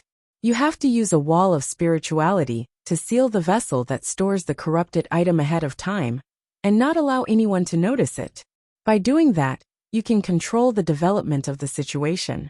In addition, you need to consider how to hide that item after it's over. You mustn't let the 6-member council discover it. Otherwise, you'll never be able to clear the suspicion on you. If such an easily deceived fellow were to die, it would be difficult for me to obtain any more information regarding the forsaken land of the gods, or the secrets of the ancient era. The Hanged Man didn't find it problematic to offer help.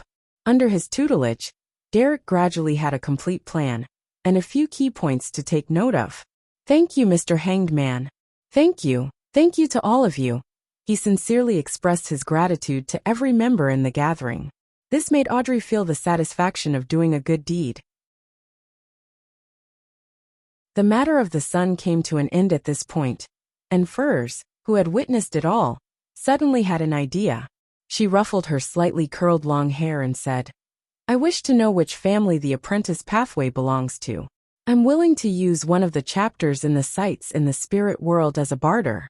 Although the content is considered the ravings of a dreamer, many of the things described in it are true from my experiences into the spirit world." The Sights in the Spirit World was one of the mysticism notebooks that Mrs. Elisa had left her. The logic of the content was incoherent, absurd, and just reading it alone left one irritable. However, when her body entered and left the spirit world 3 times for a variety of reasons, Furs discovered that the records in the notebook might not necessarily just be ravings. Sights in the spirit world? Klein leaned back slightly as he controlled the world to answer before the hanged man. "I know the answer, and I can give you some of the corresponding information for free." He knew very well that the hanged man could also answer the magician's questions. It's bad to have competition. That's why you need to combine it with free gifts. Klein silently lampooned. All right. Furs felt a surge of joy. She discovered that the Tarot Club really was much more high-end than the other Beyonder circles that she had participated in before. Many difficult questions could be answered here. At this moment, the world asked in a low voice, "Do you want to hear the answer for yourself or have everyone else hear it too?" Furs pondered for a few seconds, then caught Audrey and the others by surprise with her answer. "Just say it out here." In her opinion, the answers to her own questions were of little help to others, and it didn't matter if they found out, and if Mr. World had left something out, or gave an incomplete description, and someone else happened to know the corresponding content, then she would be able to use the same sights in the Spirit World chapter to obtain the full picture. She believed that it was more important that way. The world wasn't surprised and said in a low and hoarse voice, "In the 4th epoch, the apprentice pathway was wielded by the Abraham family. Later, it was spread to the Tamara family, which had been in marriage alliances with it for extended periods of time. In the 5th epoch, which is the present epoch, the Theosophy order also has the apprentice and trickmaster potion formulas. They're widely believed to be related to the Abraham and Tamara families. Of course, there are also people who suspect that the Theosophy order is actually a guise of the Demonist sect."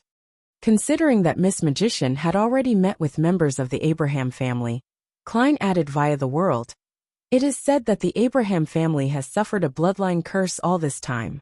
They have no choice but to take up residence separately from each other, in order to avoid danger." Bloodline curse. Furs's eyes widened as she thought of her encounters. Mrs. Elisa's husband belonged to the Abraham family, and that Mr. Lawrence is also a part of the Abraham family? Is that why she said that as long as one isn't a member of the family clan, they wouldn't suffer the curse? However, I used the bracelet, and it belongs to the Abraham family? Once again, regret gnawed at her soul. This was the first time that Alger and Audrey was hearing about the bloodline curse of the Abraham family. Both of them had their own thoughts, so no one spoke up for a short period of time. After a while, Furs took a deep breath and said, "Thank you, Mr. World. You have answered the biggest question I have. I will copy the first chapter of the Sights in the Spirit World after the end of this gathering and sacrifice it to Mr. Fool. Is that okay, Mr. Fool?" The magician is a descendant of the Abraham family? It's no wonder her body can enter and exit the spirit world. She likely possesses a corresponding mystical item. The hanged man suddenly looked at her. Furs is a member of the Abraham family. She was born in an ancient family dating back to the 4th epoch? Audrey nodded as if she was thinking about something. After receiving a positive reply from Mr. Fool, Furs relaxed and began mentioning her desire to buy the Beyonder ingredients, stomach pouch of a spirit eater, and the blood of a deep-sea marlin. Unfortunately, the sun wasn't going out during this period of time, so there was nothing. As for the hanged man, he merely mentioned that he had clues to the deep-sea marlin's blood. No one had obtained the formula for the wind-blessed potion yet. On the other hand, Audrey wasn't in a hurry to purchase the psychiatrist's formula, because she was about to join the psychology alchemists.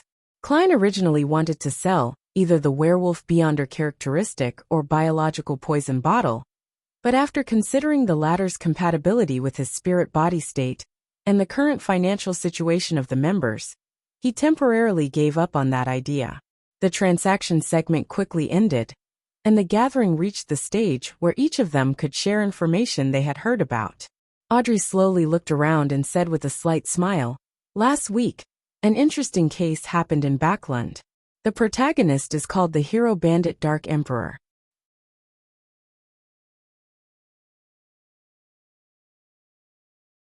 Chapter 395. The Sheriff Beyonder Characteristics Dark Emperor? The hanged man, who was casually listening to Miss Justice, suddenly raised his head. His gaze suddenly became sharp and piercing. He had just learned that the card in Mr. Fool's hand was one of the cards of blasphemy created by Emperor Roselle. The name of the card was Dark Emperor. Does this have to do with Mr. Fool? Alger quickly glanced at the end of the long bronze table, before immediately lowering his head. If it was really done by Mr. Fool's adorer, this definitely isn't a simple matter. Alger listened attentively to Miss Justice's subsequent descriptions. Furs, who had long since learned of this from Zio, and had some predictions about it, also gave the Fool a glance. She wanted to see the truth from the concealed entity's reaction, but the Fool remained as calm as ever in the thick gray fog. Audrey, who wasn't able to glean anything either, paused for a moment, then continued. The victim is a tycoon, Captain. Many rumors point to him being the biggest human trafficker in Backland. Hero bandit Dark Emperor infiltrated his villa and robbed him of his life, rescuing many innocent girls who were locked up in his underground dungeon. When Capum's corpse was discovered, it was covered with a deck of tarot cards. His face was covered with the cards Judgment and the Emperor. She didn't mention the safe, as she found it unimportant. Covered with tarot cards? Is that the symbol for when our tarot club takes action? Wait a minute, a human trafficker? Alger sharply noticed a phrase. He turned to the end of the long bronze table and humbly asked, "Mr. Fool, is Capum related to the disappearance of the colonial slaves?" The latter was a mission had been assigned to him by the Church of the Lord of Storms, and he had formerly targeted a suspect named Balin and had asked Backland residents, Justice, the Magician, and the World to keep an eye out for him. As a result, upon hearing the word human trafficker, Alger intuitively believed that it had something to do with the disappearance of many tribes on the southern continent and the flight of many slaves from many islands in the Sonia Sea. He felt that only a matter such as this, which seemed to hold some secrets, could interest Mr. Fool. Of course, it cannot be ruled out that it was an independent act by Mr. Fool's adorer. He couldn't possibly be waiting for everything to be arranged like a manipulated puppet. Alger thought. Capum has something to do with the recent disappearance of the colonial slaves? On second thought, that's not a possibility that can be eliminated. There were 4 Beyonders in his villa, and that in itself isn't normal in the first place. Even if a tycoon like him were to hire Beyonder bodyguards, then he would only be able to get a sequence 7, and 2 sequences 8s or 9s at most. Back then, Horus, together with his mystical items, was equivalent to a sequence 5 expert. The hanged man's words jolted Klein's thoughts as he felt that the matter could vaguely be linked together. However, he wasn't sure about his theory, and he could only disregard the hanged man's question. He chuckled and said, "My adorer made some minor contributions in this matter." As expected, Audrey's eyes shone brightly as she cheered in her heart. As expected, it's the first time that I encountered anything to do with the Tarot Club in real life. Furs was half happy and half wistful. Alger believed that Mr. Fool's words were an indirect confirmation of his conjecture. Capum was definitely not a simple human trafficker. Otherwise, he wouldn't have caused a hidden existence's adorer to take action. Therefore, there was a strong correlation between the human trafficking and the disappearance of the slaves. Both were matters that weren't simple. Without waiting for Miss Justice to speak, Klein lightly tapped his finger on the edge of the ancient long table and leisurely added, "He obtained 2 Beyonder characteristics from this matter and wishes to sell them as quickly as possible. The 2 characteristics correspond to Sequence 8 Sheriff, and the other is Sequence 7 Interrogator. Sheriff Interrogator, aren't those from the Arbiter pathway, which is controlled by the Augustus family?" Only members of the royal family, ancient nobles, and the military could possibly acquire them. Capim had one of them backing him? Not excluding the possibility of the Fainapotter Kingdom's Castilla family. Alger frowned, feeling that the disappearance of the slaves wasn't as simple as it seemed. Audrey's thoughts were similar to his. She had never thought that the Beyonders at Capim's villa would be from the Arbiter pathway. It's impossible that the faction in control of the corresponding formulas would collude with a human trafficker like Capim. Audrey pursed her lips slightly, puzzled and confused. Sheriff Furs, who knew that her good friend Zio was saving up for the potion ingredients for this sequence, sat up hurriedly and asked in puzzlement, "Mr. Fool, what are Beyonder characteristics?" "That's not what I expected. Shouldn't you directly ask me how much it is?" "That's right. I don't think I've ever told Miss Magician about the law of Beyonder characteristics, indestructibility and conservation." Klein was taken aback for a moment, and then he began to consider his tone. And at that moment, Audrey spoke out on his behalf. "Mr. Fool, may I answer the question? The corresponding payment shall be paid directly to you." She and Furs are friends, and she had volunteered out of the fear that Mr. Fool wouldn't share that knowledge again. "No problem." Klein smiled in response. "Miss Justice is always able to worry about the things that trouble me." He sighed with emotion inwardly. Phew. Audrey breathed a silent sigh of relief and turned to face Furs. She deliberately didn't use the pronunciation and unique vocabulary of a noble to say, "Do you want to know the answer? What are you willing to pay?" Furs nodded without hesitation. "Of course." She looked at the figure shrouded in gray fog and respectfully asked, "Mr. Fool, can I use another chapter of the sights in the spirit world as payment?" She specifically emphasized another, because she knew that the chapter she would give to Mr. World would be first sacrificed to Mr. Fool, and the knowledge that could be viewed at any time didn't seem to have any value for a transaction. It wasn't to say that she suspected that a mighty figure like Mr. Fool would peak. She just felt that it was more sincere to change the chapter. Sometimes a mighty figure only cares about your attitude. Furs had read such things in many novels. Leaning back in his chair, Klein replied in an unconcerned tone, "Sure." "Thank you, Mr. Fool," Furs said, unable to suppress her smile. She instinctively believed that she had come into contact with certain secret high-level knowledge. Audrey was completely relieved as she smiled faintly. In the Beyonder world there is a law. Remember, it's a law. In similar pathways, the total Beyonder characteristics are conserved, never reducing or increasing. It will only move from one entity to another, changing from one form to another. Therefore, after the death of a Beyonder, their characteristics will be separated and become equivalent to the main ingredient of a potion. Oh, apart from the remains of rampagers, there are too many latent troubles with those, so they can only be made into items. After the death of a Beyonder, their characteristics will be separated and become equivalent to the main ingredient of a potion? In that instance, it was as if lightning flashed through Furs's mind, allowing her to understand many things. It turns out that the remains Mrs. Elisa left me was her Beyonder characteristic. It turns out that in the eyes of others, every Beyonder is equivalent to walking ingredients. That's really dark. Furs clenched her fists tightly, feeling that the Beyonder world was essentially filled with madness. However, she didn't feel disgusted by the fact that she had become a Beyonder, because she had consumed the Beyonder characteristics left behind by Mrs. Elisa.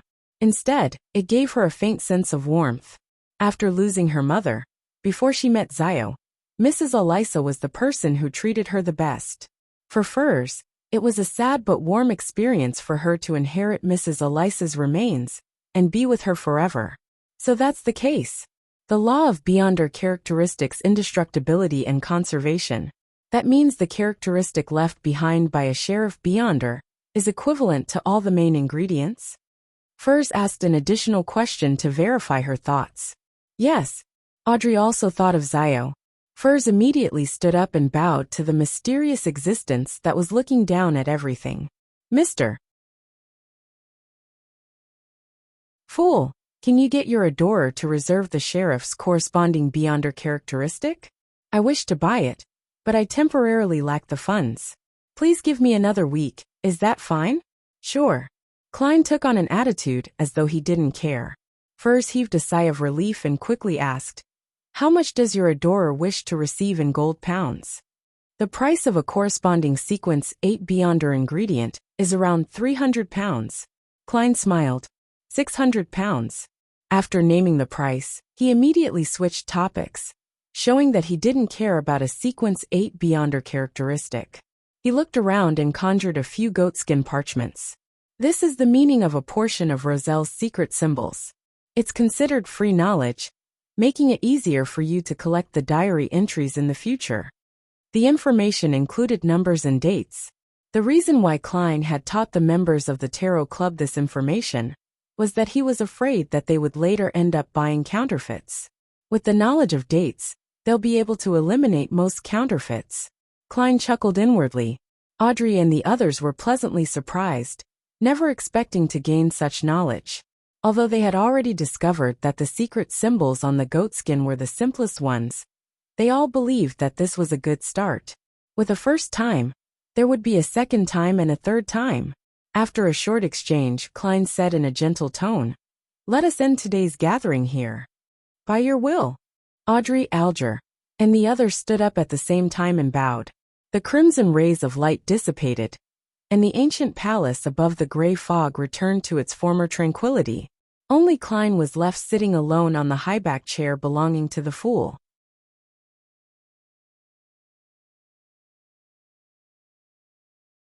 Chapter 396. Pure Light Brotherhood. After returning to the real world, Furs sat at her desk and lost herself in thought about the Abraham family for a while. She had a whole new understanding of the few words mentioned in the mysticism notebooks she had. So that's how it is.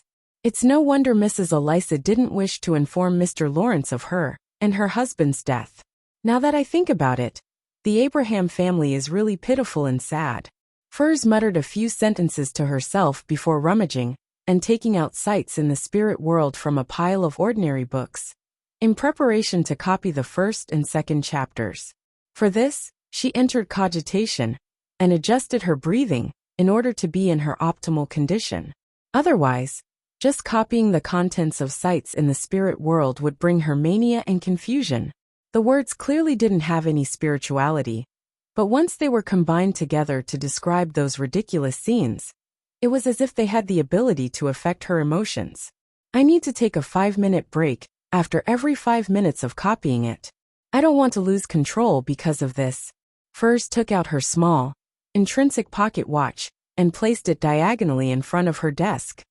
In the Berg household in the City of Silver, Derek woke up as a flash of lightning which illuminated everything flashed in his eyes. He looked around, but he didn't feel like he was being monitored. But the hanged man's precise description of the prior events, through reasoning and his deep confidence, convinced him that his conjecture was correct, and that there had to be one or more Beyonders with particular powers that were secretly monitoring him at that very moment. Besides, Mr. Fool didn't deny it. Derek got out of bed and stretched his body like he usually did. During this process, the analysis and suggestions that the hanged man had given him rapidly surfaced in his mind. Up till now, no one has come looking for you, or has chosen to throw you into the dungeons. That's enough to tell us that your chief, and the other elders of the 6-member council, are still leaning towards observing. They wish to find a way of evacuating the entire City of Silver out of the Forsaken Land through Amon, the first person they've encountered in more than 2,000 years. So, if you don't do anything out of line, they definitely wouldn't rouse you, so that Amon wouldn't notice anything amiss. As such, their surveillance wouldn't be too close physically, at least not when you're awake. And because of this, they probably didn't discover that you've already coughed out that worm of time. Their subsequent reactions are enough to indirectly prove this. Similarly, they should only be able to observe what kind of ritual you held, but they won't be able to figure out who you're praying to. If it were me, I would definitely suspect that it was related to Amon. Due to the above reasons, you can openly hold the bestowment ritual. After all of this, you can push the blame onto Amon. Of course, you have to pretend to be sufficiently cautious and careful. You have to be prepared to undergo the examination of a psyche analyst and other beyonders of other sequences when everything is over. Regarding this matter, you can seek Mr. Fool for help. With the hanged man's suggestion, Derek walked around the table twice, carefully closed the window, lit a candle, and set up a bestowment ritual. Above the gray fog, within the towering ancient palace, Klein was staring idly at the stone pillars that supported the dome, feeling that the building he had willed resembled an Athens temple. Is it because of my own subconscious? His thoughts wandered. At that moment, the dark red star corresponding to the sun began to emit light, and it quickly dispersed the ripples to form an illusory and mysterious door. Above the gray fog, a small amount of power was stirred up as it flowed like water. Upon hearing the stacked pleas, Klein lowered his head and looked at the all-black eye placed in front of him. Let's hope little son doesn't lose this. Otherwise, Mr. World would have to be gloriously sacrificed. It was precisely because he had the all-black eye that Klein, who wasn't a Nimblewright master, could secretly control the world as a fake person, allowing him to act as if he was made of flesh and blood. Once the item was lost, he would have to let the world die to prevent the magic from getting exposed. While sighing, Klein emanated his spirituality, stirring the power of the fog into flowing towards the illusory door, forcefully pushing it open slightly and stabilizing the transmission channel. Soon after, he placed the all-black eye into an iron box and threw it into the gap of the mysterious door. He casually said, "Do not touch the item inside." After doing all this, he didn't stay any longer, because he knew that little son wouldn't be able to find an opportunity to take action that quickly, and he was unsure when Miss Magician would be able to finish copying the 2 chapters of Sights in the Spirit World. Relaxing his spirituality, Klein's figure disappeared from the space above the gray fog. In the Berg household in the City of Silver, as soon as Derek saw an iron-black box on the altar, he heard Mr. Fool's familiar voice. "Do not touch the item inside. Do not touch." Derek made a note of this reminder and decided to carry it out to a T. After thanking the Fool and Mr. World and ending the bestowment ritual, he opened the box with extraordinary care and examined the contents. It was a completely black eye without a pupil. Just looking at it threw his mind into chaos, and his thoughts became sluggish. Faint, indistinct, and seemingly crazy ravings sounded in his ears. After a sudden shiver ran through his body, Derek closed the lid of the iron box, picked up a silver dagger, and completely sealed the iron box with a wall of spirituality. Then, he put the iron box into a secret pocket on the inside of his clothes, fixed the axe of Hurricane in place, and left the room, heading straight for the training field. The exploration team members were still under the disguised quarantine. However, Derek had no plans to take action today. He carefully followed Mr. Hanged Man's instructions and planned to observe the situation first and patiently wait for an opportunity. Of course, if there was a good opportunity, he would have to act decisively. Upon entering the training field, Derek circled around the exploration team's area and saw that they were gathered in groups of 2 or 3, whispering to each other. But once they noticed that someone was watching, they would immediately stop and stand there in silence. At times, they would take a few steps, like zombies that had just crawled out of the darkness. What would they do if I removed the wall of spirituality now and allow them to sense the feelings emanated by Mr. World's item? Will they turn their heads at the same time to look at me? Derek imagined the scene of everyone turning their heads and looking at him with cold and emotionless eyes, and he felt a baffling, indescribable fear. He drew a breath and told himself to be patient, to wait, and not to panic. City of Silver, at the top of the spire, in a room that belonged to the chief. Demon hunter Colin Iliad, who was resting his mind with his eyes closed, looked towards a dark corner. A human figure stood up from the ground with a twisted posture. It swayed slightly and said with a voice that sounded like metal abrasions, "Your Excellency, Derek Berg has held another ritual. According to my observation, it's likely to be a bestowment request ritual. It's very similar to the sacrificial rituals we usually hold, but what's different is that he received a response and was given an iron black box. I couldn't exactly see what was inside, but it gave me a very evil and dangerous feeling. At this point, the shadow urgently pleaded, "Your Excellency, it's definitely directed by that mysterious person. We have to take action, and not let this continue unheeded.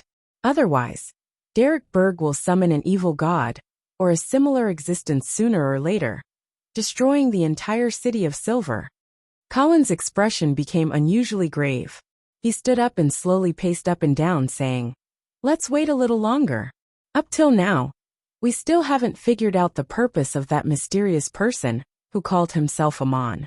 We don't understand why he only sent one avatar to the City of Silver after discovering it, as well as the goal of patiently staying in the underground dungeons for 42 years.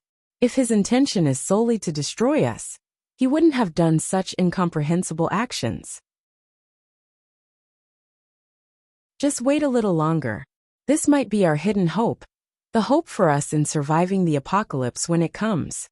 Just as he finished his sentence, a bolt of lightning flashed past the window, illuminating the pitch-black sky and the gloomy room. When it was almost evening, Klein finally received Miss Magician's prayer and obtained the first 2 chapters of Sights in the Spirit World through the sacrificial ritual. When he sat in the seat that belonged to the fool, he leisurely flipped through the copied notebook, and he read them line by line. He was stunned to find himself turning increasingly irritable. What's happening? Those words clearly don't contain any spirituality, and the paper is ordinary as well. It couldn't be a sealed artifact, so how can it affect my state of mind? Furthermore, I'm above the gray fog, a fog that can even sever the influence of a true god. Klein frowned, leaned back, and carefully recalled the information in the Book of Secrets, which had similar phenomena. Not long after, he roughly understood the reason. When certain existences were described in detail, even if it was written in text form, it would still affect the reader's thoughts and psyche. Amongst them, the scariest were records related to true gods. A book explaining a particular god in detail would cause every reader to go crazy, or even distort their ideologies. As for Beyonders, there was a high chance of them losing control. Sights in the Spirit World was written by a certain ancestor of the Abraham family. He had recorded all the strange and wonderful things that happened when he traveled through the spirit world. In the first chapter, he described the lights in the spirit world. He believed that the 7 rays of pure light of different colors contained the limitless knowledge of different domains, and that no matter where the travelers were in the spirit world, they would be able to see them blanketing higher elevations.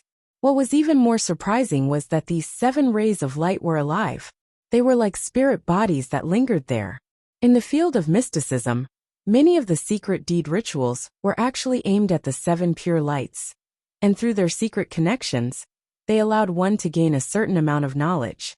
Therefore, many mysticism experts called the 7 pure lights master or teacher. In response to this, the 7 pure lights seemed very happy. They had even pulled quite a few spirit world creatures to form a secret organization that specialized in teaching people the Pure Light Brotherhood. In the second chapter, the traveler from the Abraham family recorded his encounter with the yellow light, Venathan. You're tuning in to the Li Mei's Wuxia Whispers YouTube channel. We're so grateful for your support, and don't forget to subscribe to join us on this incredible journey through captivating stories. Your generosity through donations truly makes a world of difference, as it's the primary source of revenue that allows me to expand and enhance this channel for you. Thank you from the bottom of my heart for being a part of this adventure.